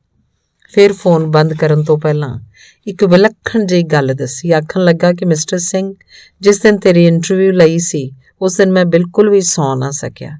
ਸਾਰੀ ਰਾਤ ਬਸ ਇਹੀ ਸੋਚਦਾ ਰਿਹਾ ਕਿ ਜਿਸ ਬੰਦੇ ਨੇ ਗੁਰੂ ਦੇ ਸਿਧਾਂਤਾਂ ਤੇ ਪਹਿਰਾ ਦਿੰਦਿਆਂ ਇੰਨੀ ਵਧੀਆ ਨੌਕਰੀ ਨੂੰ ਠੋਕਰ ਮਾਰਨ ਲੱਗਿਆਂ ਘੜੀ ਵੀ ਨਹੀਂ ਲਾਈ, ਉਹ ਗੁਰੂ ਤੇ ਉਹਦਾ ਫਲਸਫਾ ਕਿੱਡਾ ਮਹਾਨ ਹੋਵੇਗਾ ਤੇ ਕਿੱਡੀ ਉੱਚੀ ਹੋਏਗੀ ਇੱਕ ਦਾਦੇ ਵੱਲੋਂ ਪੋਤੇ ਨੂੰ ਦਿੱਤੀ ਹੋਈ ਪਰਪੱਕਤਾ ਵਾਲੀ ਸਿੱਖਿਆ। ਇੰਨੀ ਗੱਲ ਆਖ ਫੋਨ ਬੰਦ ਕਰ ਗਿਆ, ਪਰ ਮੈਂ ਆਪ ਮੁਹਾਰੇ ਉੱਚੀ ਸਾਰੀ ਉਹੀ ਜੈਕਾਰਾ ਇੱਕ ਵਾਰ ਫੇਰ ਛੱਡ ਦਿੱਤਾ ਜਿਸ ਨਾਲ ਕਿਸੇ ਵੇਲੇ ਪੂਰੇ ਦਾ ਪੂਰਾ ਮਹਿੰਦਰਗੜ੍ਹ ਜ਼ਿਲ੍ਹਾ ਕੰਬ ਉੱਠਿਆ ਸੀ। ਧੰਨਵਾਦ। ਅਗਲੀ ਕਹਾਣੀ। ਬਾਪੂ ਬੂਟਾ ਸਿੰਘ, 70 ਕੁ ਸਾਲ ਉਮਰ, ਗਲੀ ਦੀ ਨੁੱਕਰ ਤੇ ਪੱਗਾਂ ਰੰਗਣ, ਪੀਕੋ ਤੇ ਸਿਲਾਈ ਕਢਾਈ ਦਾ ਕੰਮ। ਹਰ ਤਰ੍ਹਾਂ ਦੀ ਮਸ਼ੀਨ ਵੀ ਆਸਾਨੀ ਨਾਲ ਰਿਪੇਅਰ ਕਰ ਲੈਂਦਾ ਹੈ। ਮੇਰੀ ਨਵੀਂ ਖੋਲੀ ਹੱਟੀ ਗਲੀ ਦੇ ਕਿੰਨੀ ਅੰਦਰ ਹੋਣ ਕਾਰਨ ਸਾਰੀ ਗ੍ਰਾਹਕੀ ਉੱਥੇ ਬੂਟਾ ਸਿੰਘ ਦੇ ਹੀ ਅਟਕ ਜਾਇਆ ਕਰਦੀ। ਮੈਂ ਉਡੀਕਦਾ ਰਹਿੰਦਾ, ਸੋਚਦਾ ਜੇ ਇਦਾਂ ਹੀ ਚੱਲਦਾ ਰਿਹਾ ਤਾਂ ਖਰਚੇ ਕਿੱਦਾਂ ਪੂਰੇ ਹੋਣਗੇ। ਬਾਪੂ ਜੀ ਅਕਸਰ ਹੀ ਲੰਘਦਾ ਆਉਂਦਾ ਮੇਰੀ ਹੱਟੀ ਤੇ ਖਲੋ ਜਾਇਆ ਕਰਦਾ। ਆਖਿਆ ਕਰਦਾ, ਰਮੇਸ਼ ਪੁੱਤਰ, ਕੰਮ ਕਿੱਦਾਂ ਚੱਲਦਾ ਤੇਰਾ? ਘਬਰਾਈ ਨਾ, ਹਰ ਧੰਦਾ ਥੋੜਾ ਟਾਈਮ ਮੰਗਦਾ ਹੈ, ਰਾਤੋਂ ਰਾਤ ਕੁਝ ਨਹੀਂ ਬਣਦਾ। ਹੋਰ ਵੀ ਕਿੰਨੀਆਂ ਸਾਰੀਆਂ ਨਸੀਹਤਾਂ, ਬਿਨ ਮੰਗੀਆਂ ਸਲਾਹਾਂ। ਮੈਨੂੰ ਸ਼ੱਕ ਜਿਹਾ ਹੁੰਦਾ। ਮੇਰਾ ਹਾਲ ਚਾਲ ਪੁੱਛਣ ਨਹੀਂ, ਸਗੋਂ ਅੰਦਰ ਪਈਆਂ ਚੀਜ਼ਾਂ ਵੇਖਣ ਆਉਂਦਾ ਹੈ। ਅੰਦਰੋਂ ਅੰਦਰ ਸੋਚਦਾ, ਜਿੰਨੀ ਦੇਰ ਤੱਕ ਜਿਉਂਦਾ ਹੈ ਮੇਰੀ ਗ੍ਰਾਹਕੀ ਵਾਲਾ ਬੂਟਾ ਕਦੇ ਵੀ ਵਧਣ ਫੁੱਲਣ ਨਹੀਂ ਦੇਣਾ। ਇੱਕ ਦਿਨ ਸਵੇਰੇ ਸਵੇਰੇ ਰੌਲਾ ਪੈ ਗਿਆ। ਬਾਪੂ ਬੂਟਾ ਸਿੰਘ ਚੜ੍ਹਾਈ ਕਰ ਗਿਆ। ਮੂੰਹ ਮੁਲਾਜੇ ਨੂੰ ਮੈਂ ਵੀ ਆਪਣੀ ਹੱਟੀ ਬੰਦ ਕਰ ਦਿੱਤੀ ਤੇ ਉਹਦੇ ਘਰੇ ਜਾ ਦੇਹ ਕੋਲ ਵਿਛੀ ਦਰੀ ਤੇ ਜਾ ਬੈਠਾ। ਵਕੀਲ ਤੇ ਕਾਗਜ਼ ਪੱਤਰ ਚੁੱਕੀ ਕਿੰਨੇ ਸਾਰੇ ਲੋਕ ਵੇਖ ਅੰਦਾਜ਼ਾ ਜਿਹਾ ਹੋ ਗਿਆ ਕਿ ਜਾਇਦਾਦ ਵੰਡ ਵੰਡਾਈ ਦਾ ਵੱਡਾ ਰੌਲਾ ਹੈ। ਅਖੀਰ ਅੰਤਮ ਸੰਸਕਾਰ ਮਗਰੋਂ ਬੂਟਾ ਸਿੰਘ ਦੀ ਦੁਕਾਨ ਤਾਲਾ ਲਾ ਕੇ ਪੱਕੀ ਸੀਲ ਕਰ ਦਿੱਤੀ ਗਈ। ਮਾਮਲਾ ਅਦਾਲਤ ਵਿੱਚ ਵਿਚਾਰ ਅਧੀਨ ਹੋ ਗਿਆ। ਮੇਰੀ ਗ੍ਰਾਹਕੀ ਵੱਧ ਗਈ। ਅੰਦਰੋਂ ਅੰਦਰ ਬੜਾ ਖੁਸ਼ ਸਾਂ। ਰੱਬ ਨੇ ਮੇਰੀ ਸੁਣ ਜੋ ਲਈ ਸੀ। ਇੱਕ ਦਿਨ ਚੁੰਨੀਆਂ ਰੰਗਾਉਣ ਆਈਆਂ ਦੋ ਬੀਬੀਆਂ ਦੀ ਆਪਸ 'ਚ ਹੁੰਦੀ ਗੱਲਬਾਤ ਕੰਨੀ ਪੈ ਗਈ। ਆਖ ਰਹੀਆਂ ਸਨ, ਬਾਪੂ ਠੀਕ ਆਖਿਆ ਕਰਦਾ ਸੀ, ਜੇ ਮੈਨੂੰ ਕੁਝ ਹੋ ਗਿਆ ਤਾਂ ਮਗਰੋਂ ਰਮੇਸ਼ ਦੀ ਹੱਟੀ ਤੇ ਚਲੇ ਜਾਇਆ ਕਰਿਓ, ਉਹ ਵੀ ਮੇਰਾ ਹੀ ਪੁੱਤ ਹੈ, ਉਹਦੇ ਕੰਮ ਵਿੱਚ ਬੜੀ ਸਫਾਈ ਏ, ਨਾਲੇ ਨਵਾਂ ਕੰਮ ਏ, ਨਿੱਕੇ ਨਿੱਕੇ ਜਵਾਕ ਨੇ ਉਹਦੇ। ਪੈਰਾਂ ਹੇਠੋਂ ਜ਼ਮੀਨ ਖਿਸਕ ਗਈ। ਆਪਣੀ ਘਟੀਆ ਸੋਚ ਤੇ ਬੜੀ ਸ਼ਰਮ ਆਈ। ਸੋਚਣ ਲੱਗਾ ਕਿ ਬਾਪੂ ਜੀ ਦੇ ਘਰੇ ਪਈ ਲੜਾਈ ਦੀ ਵਜ੍ਹਾ ਵੀ ਸ਼ਾਇਦ ਮੈਂ ਹੀ ਸਾਂ, ਕਿਉਂਕਿ ਬਾਪੂ ਆਪਣੀ ਸਾਰੀ ਜਾਇਦਾਦ ਮੇਰੇ ਨਾਮ ਕਰ ਗਿਆ ਸੀ। ਜਾਂਦਾ ਜਾਂਦਾ ਮੇਰੇ ਵਿਹੜੇ ਇੱਕ ਐਸਾ ਬੂਟਾ ਲਾ ਗਿਆ ਸੀ ਜਿਹਦੇ ਫਲ ਸ਼ਾਇਦ ਪਤਾ ਨਹੀਂ ਮੇਰੀਆਂ ਕਿੰਨੀਆਂ ਪੀੜ੍ਹੀਆਂ ਨੇ ਖਾਣੇ ਸਨ। ਅੱਜ ਵੀ ਜਦੋਂ ਉਸ ਬੰਦ ਪਈ ਦੁਕਾਨ ਅੱਗੋਂ ਲੰਘਦਾ, ਇੰਜ ਮਹਿਸੂਸ ਹੁੰਦਾ ਜਿੱਦਾਂ ਇਸ ਦੁਨੀਆ ਵਿੱਚ ਕੁਝ ਲੋਕ ਸ਼ਾਇਦ ਦੂਜਿਆਂ ਦੇ ਵਿਹੜੇ ਬੂਟੇ ਲਾਉਣ ਹੀ ਆਇਆ ਕਰਦੇ ਨੇ। ਉਹਨਾਂ ਨੂੰ ਆਪਣੇ ਵਿਹੜੇ ਉੱਗਿਆਂ ਦਾ ਕੋਈ ਖਾਸ ਫਿਕਰ ਨਹੀਂ ਹੁੰਦਾ। ਬਾਬੇ ਨਾਨਕ ਦੇ ਵਸਦੇ ਰਹੋ ਤੇ ਉੱਜੜ ਜਾਓ ਦੇ ਸਿਧਾਂਤ ਤੇ ਦਿਨ ਰਾਤ ਪਹਿਰਾ ਦਿੰਦੇ ਹੋਏ ਸਰਲ ਤੇ ਸਪਸ਼ਟ ਲੋਕ। ਧੰਨਵਾਦ। ਅਗਲੀ ਕਹਾਣੀ। ਬੜਾ ਹੀ ਰੌਣਕੀ ਸੁਭਾਅ ਸੀ ਉਸਦਾ। ਵਿਆਹ ਮੰਗਣੇ ਤੇ ਸਾਰੇ ਅੱਡੀਆਂ ਚੁੱਕ ਚੁੱਕ ਉਡੀਕਦੇ। ਅਖੀਰ ਜਦੋਂ ਅੱਪੜ ਜਾਂਦੀ ਤਾਂ ਚਾਰੇ ਬੰਨੇ ਹਾਸੇ ਖੇੜੇ ਖਿਲਰ ਜਾਇਆ ਕਰਦੇ। ਕੋਈ ਕੰਨੀ ਪਾਈਆਂ ਝੁਮਕੀਆਂ ਤੇ ਕੋਈ ਗਲ ਪਾਏ ਸੂਟ ਬਾਰੇ ਪੁੱਛੀ ਜਾਂਦੀ। ਉਹਦੇ ਲਾਲ ਸੂਏ ਚਿਹਰੇ ਵੱਲ ਦੇਖ ਅੰਦਾਜ਼ਾ ਲਾਉਣਾ ਮੁਸ਼ਕਿਲ ਸੀ ਕਿ ਉਹ ਇੱਕ ਦੋਹਤੇ ਦੀ ਨਾਨੀ ਵੀ ਸੀ। ਇਹ ਸਭ ਕੁਝ ਦੇਖ ਮੈਨੂੰ ਅੰਦਰੂਨੀ ਤੌਰ ਤੇ ਸਕੂਨ ਮਿਲਦਾ ਤੇ ਮੈਂ ਦੂਰ ਬੈਠਾ ਚੁੱਪਚਾਪ ਉਹਦੇ ਮੂੰਹ ਵੱਲ ਹੀ ਦੇਖੀ ਜਾਇਆ ਕਰਦਾ। ਤੇ ਫਿਰ ਇੱਕ ਦਿਨ ਉਹਦੀ ਵੱਖੀ 'ਚ ਤਿੱਖੀ ਪੀੜ ਸ਼ੁਰੂ ਹੋ ਗਈ। ਮਗਰੋਂ ਹਸਪਤਾਲ, ਐਮਰਜੈਂਸੀ, ਟੈਸਟ, ਰਿਪੋਰਟਾਂ ਤੇ ਲੈਬਾਂ ਦੀਆਂ ਕਿੰਨੀਆਂ ਡਿਟੇਲਾਂ। ਅਖੀਰ ਡਾਕਟਰ ਨੇ ਹੱਥ ਖੜੇ ਕਰ ਦਿੱਤੇ ਕਿ ਆਖਰੀ ਸਟੇਜ ਵਾਲੇ ਕੈਂਸਰ ਦਾ ਸਿਰਫ 1 ਮਹੀਨਾ ਹੀ ਬਾਕੀ ਬਚਿਆ ਹੈ। ਇੰਜ ਲੱਗਾ ਜਿੱਦਾਂ ਸਾਰੇ ਸੁਪਨੇ ਢੇਰੀ ਹੋ ਗਏ ਹੋਣ। ਮੈਂ ਉਹਨੂੰ ਬਿਨਾਂ ਕੁਝ ਦੱਸਿਆਂ ਹੀ ਘਰੇ ਲੈ ਆਇਆ, ਪਰ ਥੋੜੇ ਸਮੇਂ 'ਚ ਹੀ ਇਹਦੇ ਸੁਭਾਅ 'ਚ ਬਹੁਤ ਫਰਕ ਆ ਗਿਆ ਸੀ। ਕਦੀ ਇਕੱਲੀ ਬੈਠੀ ਛੱਤ ਵੱਲ ਤੱਕਦੀ ਰਹਿੰਦੀ, ਕਦੀ ਐਲਬਮ ਕੱਢ ਪੁਰਾਣੀਆਂ ਫੋਟੋਆਂ ਦੇਖਦੀ ਰਹਿੰਦੀ, ਫਿਰ ਇਹਦੀਆਂ ਅੱਖਾਂ 'ਚ ਹੰਝੂ ਆ ਜਾਂਦੇ। ਅਖੀਰ ਮੈਂ ਸਾਰਾ ਕੁਝ ਲੁਕਾ ਦਿੱਤਾ। ਹੱਡੀਆਂ ਦੀ ਮੁੱਠ ਜਿਹੀ ਬਣ ਗਈ ਨੇ। ਇੱਕ ਦਿਨ ਜਦੋਂ ਸ਼ੀਸ਼ੇ 'ਚ ਆਪਣਾ ਮੂੰਹ ਵੇਖਿਆ ਤਾਂ ਜ਼ਾਰੋ ਜ਼ਾਰ ਰੋ ਪਈ। ਮੈਂ ਕੋਲ ਗਿਆ ਤਾਂ ਗੁੱਸੇ 'ਚ ਆਖਣ ਲੱਗੀ, ਮੇਰੇ ਤੋਂ ਦੂਰ ਹੋ ਜਾਓ, ਮੈਨੂੰ ਕਿਸੇ ਦੀ ਲੋੜ ਨਹੀਂ। ਮੈਂ ਹਮੇਸ਼ਾ ਇਸੇ ਸ਼ਸ਼ੋ ਪੰਜ 'ਚ ਪਿਆ ਰਹਿੰਦਾ ਕਿ ਜਦੋਂ ਤੱਕ ਇਹਦੇ ਸਾਹ ਚੱਲਦੇ ਨੇ ਇਹਦਾ ਮਨੋਬਲ ਕਿੱਦਾਂ ਕਾਇਮ ਰੱਖਿਆ ਜਾਏ। ਸਰੀਰਕ ਤੇ ਮਾਨਸਿਕ ਤੌਰ ਤੇ ਢੇਰੀ ਹੋ ਚੁੱਕੀ ਨੂੰ ਇੱਕ ਦਿਨ ਬਾਥਰੂਮ 'ਚ ਲੈ ਗਿਆ ਤਾਂ ਇਹਨੇ ਵਾਲ ਡਾਈ ਕਰਨ ਵਾਲੀ ਸ਼ੀਸ਼ੀ ਕੱਢ ਲਈ। ਫਿਰ ਗੁੱਸੇ ਹੋ ਗਈ ਤੇ ਆਖਣ ਲੱਗੀ, ਮੈਂ ਬਹੁਤ ਬੁਰੀ ਲੱਗਦੀ ਆ ਨਾ ਚਿੱਟੇ ਧੌਲਿਆਂ 'ਚ? ਤੁਹਾਨੂੰ ਵੀ ਉਹੀ ਪਹਿਲਾਂ ਵਾਲਾ ਜਵਾਨ ਤੇ ਭਰਿਆ ਹੋਇਆ ਲਾਲ ਸੂਆ ਮੁਖੜਾ ਹੀ ਚਾਹੀਦਾ ਹੈ ਨਾ? ਨਾਲ ਹੀ ਸ਼ੀਸ਼ੀ ਚੁੱਕ ਕੰਧ ਨਾਲ ਮਾਰ ਦਿੱਤੀ। ਚਾਰੇ ਪਾਸੇ ਕੱਚ ਖਿਲਰ ਗਿਆ ਤੇ ਮਗਰੋਂ ਆਪਣੇ ਕਮਰੇ 'ਚ ਵੜ ਅੰਦਰੋਂ ਕੁੰਡੀ ਮਾਰ ਲਈ। ਇਸ ਵਾਰ ਰੋਣ ਦੀ ਵਾਰੀ ਸ਼ਾਇਦ ਮੇਰੀ ਸੀ। ਜ਼ਿੰਦਗੀ 'ਚ ਪਹਿਲੀ ਵਾਰ ਬੇਹਿਸਾਬ ਹੰਝੂ ਵਗਾਏ, ਪਰ ਪਹਿਲਾਂ ਚੇਤੇ ਨਾਲ ਮੈਂ ਵੀ ਅੰਦਰੋਂ ਕੁੰਡੀ ਜ਼ਰੂਰ ਮਾਰ ਲਈ। ਅਗਲੇ ਦਿਨ ਧੀ ਨੂੰ ਫੋਨ ਕੀਤਾ, ਆਖਿਆ ਜਿੰਨੇ ਦਿਨ ਬਾਕੀ ਬਚੇ ਨੇ ਨਿੱਕੇ ਨੂੰ ਸਾਡੇ ਵੱਲ ਭੇਜ ਦਿਆ ਕਰ, ਇਸ ਨਾਲ ਖੇਡੇਗਾ ਤੇ ਇਹਦਾ ਦਿਲ ਵੀ ਲੱਗਾ ਰਹੇਗਾ। ਆਖਣ ਲੱਗੀ ਕਿ ਤੁਹਾਨੂੰ ਤੰਗ ਕਰੇਗਾ, ਨਾਲੇ ਕਿਤੇ ਨਾਨੀ ਦੀ ਬਦਲੀ ਹੋਈ ਸ਼ਕਲ ਦੇਖ ਡਰ ਹੀ ਨਾ ਜਾਏ। ਇੱਕ ਦਿਨ ਹਸਪਤਾਲ ਗਏ ਨੂੰ ਨਾਨੀ ਨੇ ਕਿੰਨੀਆਂ ਆਵਾਜ਼ਾਂ ਮਾਰੀਆਂ ਸਨ, ਪਰ ਇਸ ਨੇ ਬਰੂਹਾਂ ਤੱਕ ਨਹੀਂ ਸਨ ਟੱਪੀਆਂ। ਪਰ ਮੈਂ ਅੱਗੋਂ ਅੜਿਆ ਰਿਹਾ। ਆਖਿਆ ਕੋਈ ਗੱਲ ਨਹੀਂ, ਜੇ ਨਾ ਵੀ ਘੁਲਿਆ ਮਿਲਿਆ ਤਾਂ ਵਾਪਸ ਛੱਡ ਜਾਵਾਂਗਾ। ਅਗਲੇ ਦਿਨ ਮੈਂ ਉਹਨੂੰ ਸਵਖਤੇ ਹੀ ਘਰੇ ਲੈ ਆਇਆ। ਸੋਫੇ ਤੇ ਬੈਠੀ ਨਾਨੀ ਨੂੰ ਦੇਖ ਪਹਿਲਾਂ ਤਾਂ ਥੋੜਾ ਖਲੋ ਜਿਹਾ ਗਿਆ, ਫਿਰ ਕੁਝ ਚੇਤੇ ਕਰ ਛੇਤੀ ਨਾਲ ਦੌੜ ਕੇ ਜਾ ਉਹਦੀ ਪੂਰੀ ਦੀ ਪੂਰੀ ਬੁੱਕਲ ਮਲ ਲਈ। ਉਹ ਗੁਲਾਬ ਦੇ ਫੁੱਲ ਵਾਂਗ ਖਿੜ ਗਈ। ਚਿਰਾਂ ਬਾਅਦ ਉਹਨੂੰ ਇੰਜ ਖੁੱਲ੍ਹ ਕੇ ਹੱਸਦੀ ਹੋਈ ਨੂੰ ਦੇਖ ਮਨ ਹੀ ਮਨ ਖਿਆਲ ਆਇਆ ਕਿ ਬਿਮਾਰੀ ਦੇ ਅਸਰ ਹੇਠ ਜਿਉਣ ਜੋਗੀ ਇੰਨੀ ਗੱਲ ਵੀ ਭੁੱਲ ਗਈ ਕਿ ਜਿੱਥੇ ਰੂਹਾਂ ਦਾ ਸੁਮੇਲ ਹੋ ਗਿਆ ਹੋਵੇ ਉੱਥੇ ਸ਼ਕਲਾਂ ਤੇ ਬਾਹਰੀ ਦਿੱਖ ਕੋਈ ਮਾਇਨੇ ਨਹੀਂ ਰੱਖਦੀਆਂ। ਧੰਨਵਾਦ। ਅਗਲੀ ਕਹਾਣੀ। ਸਿਮਰ ਨਾਮ ਸੀ ਉਸਦਾ। B.Com ਤੇ M.Com ਅਸਾਂ ਦੋਹਾਂ ਨੇ ਇਕੱਠਿਆਂ ਨਹੀਂ ਕੀਤੀ। ਅਕਸਰ ਹੀ ਪੜ੍ਹਾਈ 'ਚ ਪਛੜ ਜਾਇਆ ਕਰਦਾ ਤਾਂ ਉਹ ਜ਼ਰੂਰੀ ਨੋਟਸ ਮੇਰੇ ਤੱਕ ਪਹੁੰਚਦੇ ਕਰ ਹੀ ਦਿਆ ਕਰਦੀ। ਸਾਡੀ ਆਪਸੀ ਗੱਲਬਾਤ ਸਿਰਫ ਬੌਧਿਕ ਲੈਣ ਦੇਣ ਤੱਕ ਹੀ ਸੀਮਤ ਸੀ। ਹੋਰ ਕਿਸੇ ਵੀ ਵਿਸ਼ੇ ਤੇ ਗੱਲਬਾਤ ਕਰਨ ਤੋਂ ਦੋਵੇਂ ਅਕਸਰ ਹੀ ਸੰਗ ਜਾਇਆ ਕਰਦੇ। ਫਿਰ ਆਖਰੀ ਫੇਅਰਵੈਲ ਪਾਰਟੀ 'ਚ ਖੁੱਲ੍ਹ ਕੇ ਗੱਲਾਂ ਹੋਈਆਂ। ਇੱਕ ਦੂਜੇ ਬਾਰੇ ਬਹੁਤ ਕੁਝ ਪਤਾ ਲੱਗਾ। ਦੋਵੇਂ ਜਾਣਦੇ ਸਾਂ ਕਿ ਉਸ ਦਿਨ ਮਗਰੋਂ ਦੋਹਾਂ ਦੀ ਜ਼ਿੰਦਗੀ ਦੇ ਰਾਹ ਬਦਲ ਜਾਣੇ ਸਨ। ਜੀ ਕੀਤਾ ਸਮੇਂ ਦੀ ਰਫ਼ਤਾਰ ਹੌਲੀ ਹੋ ਜਾਏ, ਪਰ ਪਤਾ ਹੀ ਨਹੀਂ ਲੱਗਾ ਕਦੋਂ ਮੇਲਾ ਉੱਜੜ ਗਿਆ। ਫਿਰ ਵੀ ਆਪਸੀ ਸੰਪਰਕ ਬਣਾਈ ਰੱਖਣ ਤੇ ਖਾਮੋਸ਼ ਸਹਿਮਤੀ ਜਿਹੀ ਬਣਾ ਹੀ ਲਈ। ਮਗਰੋਂ ਉਹ B.Ed ਕਰਕੇ ਟੀਚਰ ਬਣ ਗਈ ਸੀ। ਜਦੋਂ ਮੇਰੇ ਰਿਸ਼ਤੇ ਦੀ ਗੱਲ ਚੱਲੀ ਤਾਂ ਨਿਸੰਗ ਹੋ ਕੇ ਉਹਦਾ ਜ਼ਿਕਰ ਕਰ ਦਿੱਤਾ। ਘਰੇ ਤੂਫਾਨ ਜਿਹਾ ਆ ਗਿਆ। ਜਾਤ, ਬਰਾਦਰੀ, ਸਟੇਟਸ, ਰੁਤਬਾ, ਰਹਿਣ ਸਹਿਣ, ਆਰਥਿਕ ਤੇ ਸਮਾਜਿਕ ਵਖਰੇਵੇਂ ਸਾਰਾ ਕੁਝ ਪੱਕੀ ਕੰਧ ਬਣ ਰਾਹ 'ਚ ਖਲੋ ਗਏ। ਮਾਂ ਨੇ ਮੰਜਾ ਤੇ ਜ਼ਿੱਦ ਦੋਵੇਂ ਚੀਜ਼ਾਂ ਇਕੱਠੀਆਂ ਹੀ ਫੜ ਲਈਆਂ। ਅਖੀਰ ਗੋਡੇ ਟੇਕਣੇ ਪੈ ਗਏ। ਰਿਸ਼ਤੇਦਾਰੀ ਵਿੱਚੋਂ ਹੀ ਰਾਣੀ ਨਾਮ ਦੀ ਕੁੜੀ ਨੇ ਅਸਲ ਰਾਣੀ ਬਣ ਵਿਹੜੇ ਆਣ ਪੈਰ ਪਾਇਆ। ਅਗਲੇ ਵਰੇ ਫੇਰ ਉਹੀ ਵਿਹੜਾ ਧੀ ਦੀਆਂ ਕਿਲਕਾਰੀਆਂ ਨਾਲ ਮਹਿਕ ਉੱਠਿਆ। ਨਾਮ ਰੱਖਣ ਦੀ ਵਾਰੀ ਆਈ।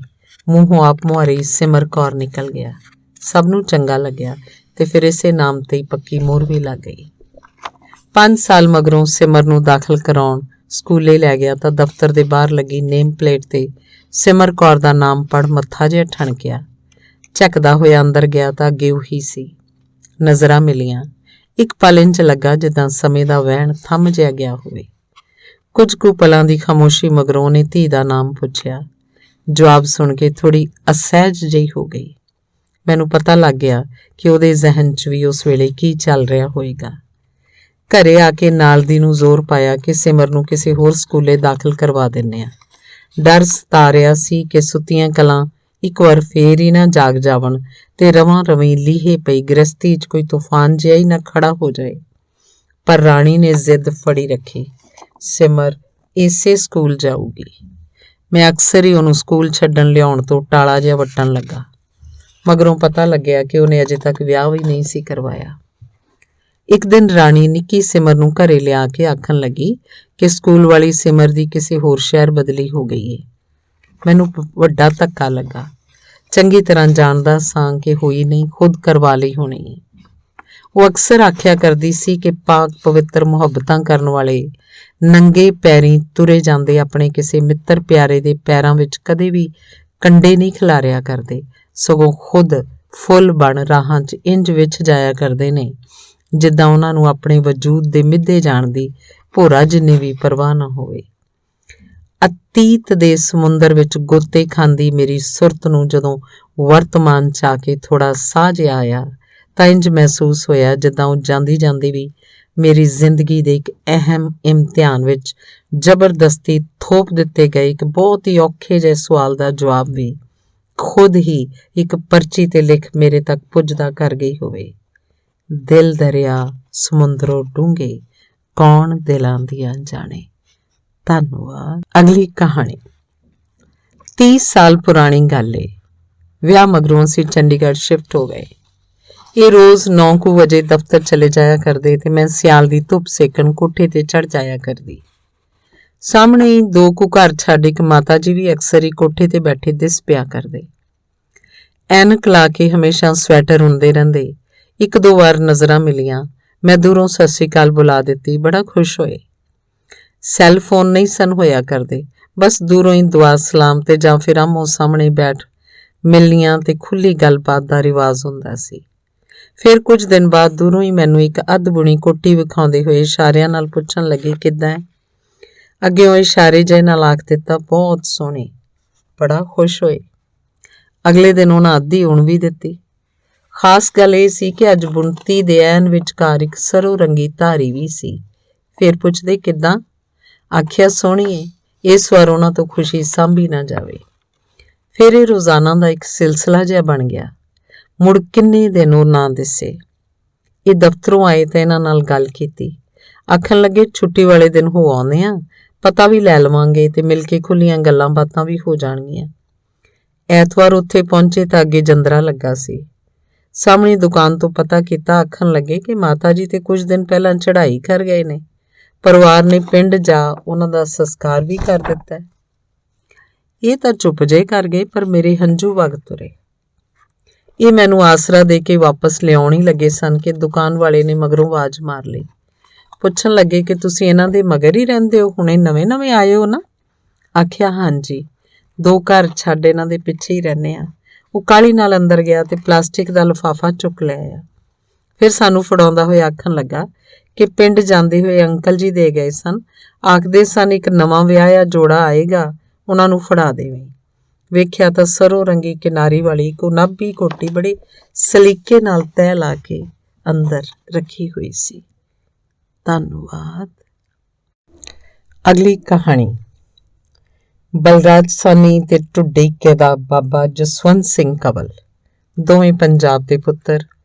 ਖੇਤ ਖਲਿਆਣ, ਹਰਿਆਵਲ, ਨਹਿਰਾਂ, ਰੁੱਖ, ਬੰਬੀਆਂ, ਪਾਣੀ, ਪੰਜਾਬੀ ਅਤੇ ਹੋਰ ਵੀ ਕਿੰਨਾ ਕੁਝ ਧੁਰ ਅੰਦਰ ਤੱਕ ਵਸੇ ਹੋਏ। ਸੰਨ 68 ਵਿੱਚ ਬਣੀ ਫਿਲਮ ਨੀਲ ਕਮਲ, ਬਾਬੁਲ ਕੀ ਦਵਾਏਂ ਲੇਤੀ ਜਾ ਤੁਝ ਕੋ ਸੁਖੀ ਸੰਸਾਰ ਮਿਲੇ, ਉਹਨਾਂ ਵੇਲਿਆਂ ਵੇਲੇ ਤੁਰਦੀ ਹੋਈ ਡੋਲੀ ਤੇ ਵੱਜਣ ਵਾਲਾ ਮਸ਼ਹੂਰ ਗੀਤ ਜਿਹੜਾ ਕਦੀ ਨਾ ਰੋਇਆ ਹੋਵੇ, ਇਹ ਗੀਤ ਸੁਣ ਚੋਰੀ ਚੋਰੀ ਅੱਖੀਆਂ ਪੂੰਝਣ ਲੱਗਦਾ। ਫਿਲਮ ਦੇ ਧੀ ਨੂੰ ਤੋਰਨ ਵਾਲੇ ਇਸ ਸੀਨ ਵੇਲੇ ਇੰਜ ਲੱਗਦਾ ਜਿੱਦਾਂ ਬਲਰਾਜ ਅਸਲੀ ਰੋ ਰਿਹਾ ਹੋਵੇ। ਇਹੋ ਕੁਝ 73 ਵਿੱਚ ਰਿਲੀਜ਼ ਹੋਈ ਹੰਸ ਤੇ ਜ਼ਖਮ ਵਿੱਚ ਹੋਇਆ। ਵਿਛੜੀ ਧੀ ਨੂੰ ਵੇਖ ਉਹਦਾ ਹਮੇਸ਼ਾ ਗੱਚ ਭਰ ਆਉਂਦਾ। ਅਕਸਰ ਸੋਚਦਾ ਹੁੰਦਾ ਸਾਂ ਕਿ ਕੋਈ ਧੀਆਂ ਦੇ ਮਾਮਲੇ 'ਚ ਇੰਨੀ ਸਟੀਕ ਤੇ ਅਸਲ ਐਕਟਿੰਗ ਕਿੱਦਾਂ ਕਰ ਸਕਦਾ ਹੈ। ਜਸਵੰਤ ਸਿੰਘ ਕੰਵਲ ਨਾਲ ਉਹਦਾ ਬੜਾ ਮੋਹ ਸੀ। ਬਾਬਾ ਕੰਵਲ ਲਿਖਦਾ ਹੈ ਕਿ ਬਲਰਾਜ ਦੀ ਖੁਦ ਦੀ ਧੀ ਬੜੀ ਖੂਬਸੂਰਤ, ਹੱਥ ਲਾਇਆ ਮੈਲੀ ਹੁੰਦੀ, ਨਾਮ ਸਨੋਬਰ, ਨਿਰੀ ਸੱਜਰੇ ਖਿੜੇ ਫੁੱਲ ਵਰਗੀ। ਚਾਵਾਂ ਨਾਲ ਵਿਆਹ ਕੀਤਾ, ਅੱਗੋਂ ਸਹੁਰੇ ਲਾਲਚੀ ਨਿਕਲੇ। ਗੱਲ ਤੇ ਆਖਿਆ ਕਰਨ, ਤੇਰੇ ਪਿਓ ਨੇ ਫਿਲਮਾਂ 'ਚੋਂ ਇੰਨਾ ਪੈਸਾ ਕਮਾਇਆ, ਜਾਇਦਾਦ ਬਣਾਈ, ਸਾਨੂੰ ਵੀ ਹਿੱਸਾ ਚਾਹੀਦਾ। ਇੱਕ ਵਾਰ ਦੁਖੀ ਹੋਈ ਨਹੀਂ, ਖੁਦ ਤੇ ਤੇਲ ਪਾ ਅੱਗ ਲਾ ਲਈ। ਫਿਰ ਜਦੋਂ ਸੇਕ ਲੱਗਾ ਤਾਂ ਨਲਕੇ ਦੇ ਠੰਡੇ ਪਾਣੀ ਹੇਠ ਹੋ ਗਈ ਤੇ ਮੁੜ ਕੋਠੇ ਤੋਂ ਛਾਲ ਮਾਰ ਦਿੱਤੀ। ਬਲਰਾਜ ਨੂੰ ਪਤਾ ਲੱਗਾ ਤਾਂ ਚੱਲਦੀ ਸ਼ੂਟਿੰਗ 'ਚੋਂ ਭੱਜਿਆ ਆਇਆ। ਥਾਂ ਤੋਂ ਸੜ ਗਈ ਫੁੱਲ ਵਰਗੀ ਧੀ ਵੱਲ ਵੇਖ ਮਰਨ ਵਾਲਾ ਹੋ ਗਿਆ। ਮੈਂ ਸਲਾਹ ਦਿੱਤੀ, ਇਹਨੂੰ ਇੱਥੇ ਢੁੱਡੀਕੇ ਲੈ ਆ। ਫਿਰ ਉਹ ਵਾਕਈ ਆ ਗਿਆ। ਪਿਓ ਧੀ ਦੋਵੇਂ ਪਿੰਡਾਂ ਦਾ ਤਲਿਸਮੀ ਦੇਸੀ ਮਾਹੌਲ ਵੇਖ ਬੰਬਈ ਦੇ ਦੁੱਖ ਭੁੱਲ ਗਏ। ਫਿਰ ਵੀ ਗੁਲਾਬ ਦੀ ਪੱਤੀ ਵਰਗੀ ਨਾਜ਼ੁਕ ਧੀ ਦਾ ਥਾਂ ਤੋਂ ਸੜਿਆ ਮਾਸ ਵੇਖ ਹੌਲ ਪਿਆ ਕਰਨ। ਉਹ ਵੀ ਹੱਸਦੀ ਰੋ ਪਿਆ ਕਰੇ। ਸ਼ਾਇਦ ਸਹੁਰੇ ਘਰ ਦਿੱਤੇ ਸਿਤਮ ਚੇਤੇ ਆ ਜਾਇਆ ਕਰਦੇ ਸਨ। ਹਫ਼ਤਾ ਭਰ ਢੁੱਡੀਕੇ ਰਹੇ, ਫਿਰ ਬੰਬਈ ਮੁੜ ਗਏ। ਤੁਰਨ ਲੱਗੇ ਨੂੰ ਆਖਿਆ, ਉਹ ਪੱਥਰਾਂ ਦਾ ਸ਼ਹਿਰ ਤੈਨੂੰ ਖਾ ਜਾਏਗਾ। ਫਿਰ ਨਸੀਹਤ ਦਿੱਤੀ, ਜਦੋਂ ਵੀ ਜੀ ਉਦਾਸ ਹੋਵੇ ਤਾਂ ਇੱਥੇ ਆ ਜਾਇਆ ਕਰ। ਵਾਪਸ ਬੰਬਈ ਮੁੜ ਕੁੜੀ ਦੀ ਹਾਲਤ ਫਿਰ ਤੋਂ ਖਰਾਬ ਹੋ ਗਈ ਤੇ ਇੱਕ ਦਿਨ ਦੁਨੀਆ ਤੋਂ ਸਦਾ ਲਈ ਅਲਵਿਦਾ ਆਖ ਰੁਖਸਤੀ ਪਾ ਗਈ। ਬਲਰਾਜ ਟੁੱਟ ਗਿਆ। ਚਿੱਠੀਆਂ 'ਚ ਦੁੱਖ ਫਰੋਲਿਆ ਕਰੇ, ਮੇਰਾ ਇੱਥੇ ਜੀ ਨਹੀਂ ਲੱਗਦਾ। ਉਹਦਾ ਮੁੰਡਾ ਪ੍ਰੀਕਸ਼ਤ ਸਾਨੀ, ਆਮਿਰ ਖਾਨ ਦੀ ਪੀਕੇ ਫਿਲਮ 'ਚ ਅਨੁਸ਼ਕਾ ਸ਼ਰਮਾ ਦਾ ਬਾਪ, ਵੀ ਕਿਸੇ ਗੱਲੋਂ ਨਾਰਾਜ਼ ਹੋ ਕੇ ਉਹਨੂੰ ਛੱਡ ਗਿਆ। ਮੈਂ ਜ਼ੋਰ ਦੇ ਕੇ ਆਖਿਆ ਕਰਾਂ, ਮੇਰੇ ਕੋਲ ਆ ਜਾ ਢੁੱਡੀਕੇ, ਇਹ ਬੰਬਈ ਤੈਨੂੰ ਇੱਕ ਦਿਨ ਨਿਗਲ ਜਾਏਗੀ। ਆਖਣ ਲੱਗਾ, ਹੁਣ ਜ਼ਰੂਰ ਆ ਹੀ ਜਾਣਾ, ਥੋੜਾ ਕੰਮ ਮੁਕਾ ਲਵਾਂ। ਫਿਰ ਇੱਕ ਦਿਨ ਸੁਨੇਹਾ ਮਿਲਿਆ, ਦਿਲ ਦੇ ਦੌਰੇ ਨਾਲ ਚਲਾ ਗਿਆ। ਲੰਮੇ ਸਫ਼ਰ ਤੇ ਸਾਰੀਆਂ ਸਕੀਮਾਂ ਧਰਾਈਆਂ ਹੀ ਰਹਿ ਗਈਆਂ। ਮੈਂ 4 ਦਿਨ ਮਗਰੋਂ ਬੰਬੇ ਅੱਪੜਿਆ। ਵੱਡਾ ਸਾਰਾ ਬੰਗਲਾ ਭਾਂ ਕਰੇ। ਮੈਂ ਬਲਰਾਜ ਨੂੰ ਲੱਭੀ ਜਾਵਾਂ, ਪਰ ਇੱਕ ਵਾਰ ਤੁਰ ਗਏ ਫਿਰ ਕਿੱਥੇ ਮੁੜਦੇ। ਉਹਦੇ ਪੁੱਤਰ ਪ੍ਰੀਕਸ਼ਤ ਨੂੰ ਲੱਭਿਆ, ਉਹ ਵੀ ਭੁੱਬਾ ਮਾਰ ਰੋ ਪਿਆ। ਪਤਾ ਨਹੀਂ ਇਹ ਸਬਾਬੀ ਸੀ ਕਿ ਕੁਝ ਹੋਰ। ਉਸ ਦਿਨ ਮੇਰੇ ਤੇੜ ਵੀ ਉਹੀ ਚਾਦਰ ਸੀ ਜਿਹੜੀ ਕਿਸੇ ਵੇਲੇ ਤਲਵੰਡੀ ਸਾਬੋ ਦੀ ਵਿਸਾਖੀ ਦੇ ਮੇਲੇ 'ਚ ਘੁੰਮਦਿਆਂ ਸੀ ਦੋਹਾਂ ਨੇ ਇਕੱਠਿਆਂ ਨੇ ਪੜਵਾ ਕੇ ਬੰਨੀ ਸੀ। ਫਿਰ ਜਿਉਣ ਜੋਗਾ ਗਿਆ ਵੀ 73 ਦੀ ਐਨ ਉਸੇ ਵਿਸਾਖੀ ਵਾਲੇ ਦਿਨ। ਕੰਵਲ ਤੇ ਬਲਰਾਜ ਸਾਨੀ ਬਾਰੇ ਜਜ਼ਬਾਤ ਪੜ੍ਹ ਸੋਚ ਰਿਹਾ ਸਾਂ, ਇਹ ਜਿਉਣ ਜੋਗੀਆਂ ਧੀਆਂ ਵੀ ਰੱਬ ਨੇ ਪਤਾ ਨਹੀਂ ਕੀ ਸ਼ੈਵਾਂ ਬਣਾਈਆਂ ਨੇ। ਬੰਦਾ ਦਿਨ ਰਾਤ ਬਸ ਇਹੀ ਅਰਦਾਸਾਂ ਕਰਦਾ ਰਹਿੰਦਾ ਹੈ ਕਿ ਇਹਨਾਂ ਨੂੰ ਤੱਤੀ ਵਾਹ ਨਾ ਲੱਗੇ, ਤੇ ਜਿਸ ਦੀ ਪਿੱਪਲੀ ਦੇ ਪੱਤ ਵਰਗੀ ਪੂਰੀ ਦੀ ਪੂਰੀ ਹੀ ਸੜ ਗਈ ਹੋਵੇ, ਉਹਦੀ ਮਾਨਸਿਕਤਾ ਦਿਨੇ ਰਾਤ ਕਿਸ ਨਰਕ ਵਿੱਚੋਂ ਲੰਘਦੀ ਹੋਏਗੀ, ਇਹ ਤਾਂ ਬਸ ਉਹੀ ਜਾਣ ਸਕਦਾ ਹੈ। ਵਾਕਈ ਬਲਰਾਜ ਨੂੰ ਬੰਬਈ ਸ਼ਹਿਰ ਦੀ ਰਸਵਾਈ ਤੇ ਧੀ ਦੇ ਸਹੁਰਿਆਂ ਦਾ ਲਾਲਚ ਖਾ ਗਿਆ। ਅੱਜ ਵੀ ਪਤਾ ਨਹੀਂ ਕਿੰਨੇ ਬਲਰਾਜ ਇਸੇ ਤਰ੍ਹਾਂ ਦੀਆਂ ਅੱਗਾਂ ਵਿੱਚ ਸੜ ਰਹੇ ਨੇ। ਇੱਕ ਜੋਦੜੀ ਉਹਨਾਂ ਕਰਮਾਂ ਵਾਲਿਆਂ ਅੱਗੇ ਜਿਨ੍ਹਾਂ ਨੂੰ ਬੇਗਾਨੀਆਂ ਧੀਆਂ ਘਰੇ ਲਿਆਉਣ ਦਾ ਸੁਭਾਗ ਪ੍ਰਾਪਤ ਹੁੰਦਾ ਹੈ। ਖੁਦ ਦੇ ਵਿਹੜੇ ਹੱਥੀਂ ਲਾਏ ਬੂਟੇ ਵਾਂਗ ਦੇਖਭਾਲ ਕਰਿਆ ਕਰੋ। ਪੂਰੀ ਕਾਇਨਾਤ ਸਣੇ ਉਹਨਾਂ ਦੇ ਜੰਮਣ ਵਾਲਿਆਂ ਦੇ ਦਿਨੇ ਰਾਤ ਹਜ਼ਾਰ ਹਜ਼ਾਰ ਦੁਆਵਾਂ ਤੇ ਅਸੀਸਾਂ ਤੁਹਾਡੇ ਸਿਰ ਉੱਤੋਂ ਦੀ ਵਾਰ ਦਿਆ ਕਰਨਗੇ। ਇਹੋ ਗੱਲ ਫੁੱਲਾਂ ਵਾਂਗ ਰੱਖੀਆਂ ਧੀਆਂ ਤੇ ਵੀ ਲਾਗੂ ਹੁੰਦੀ ਹੈ। ਧੰਨਵਾਦ।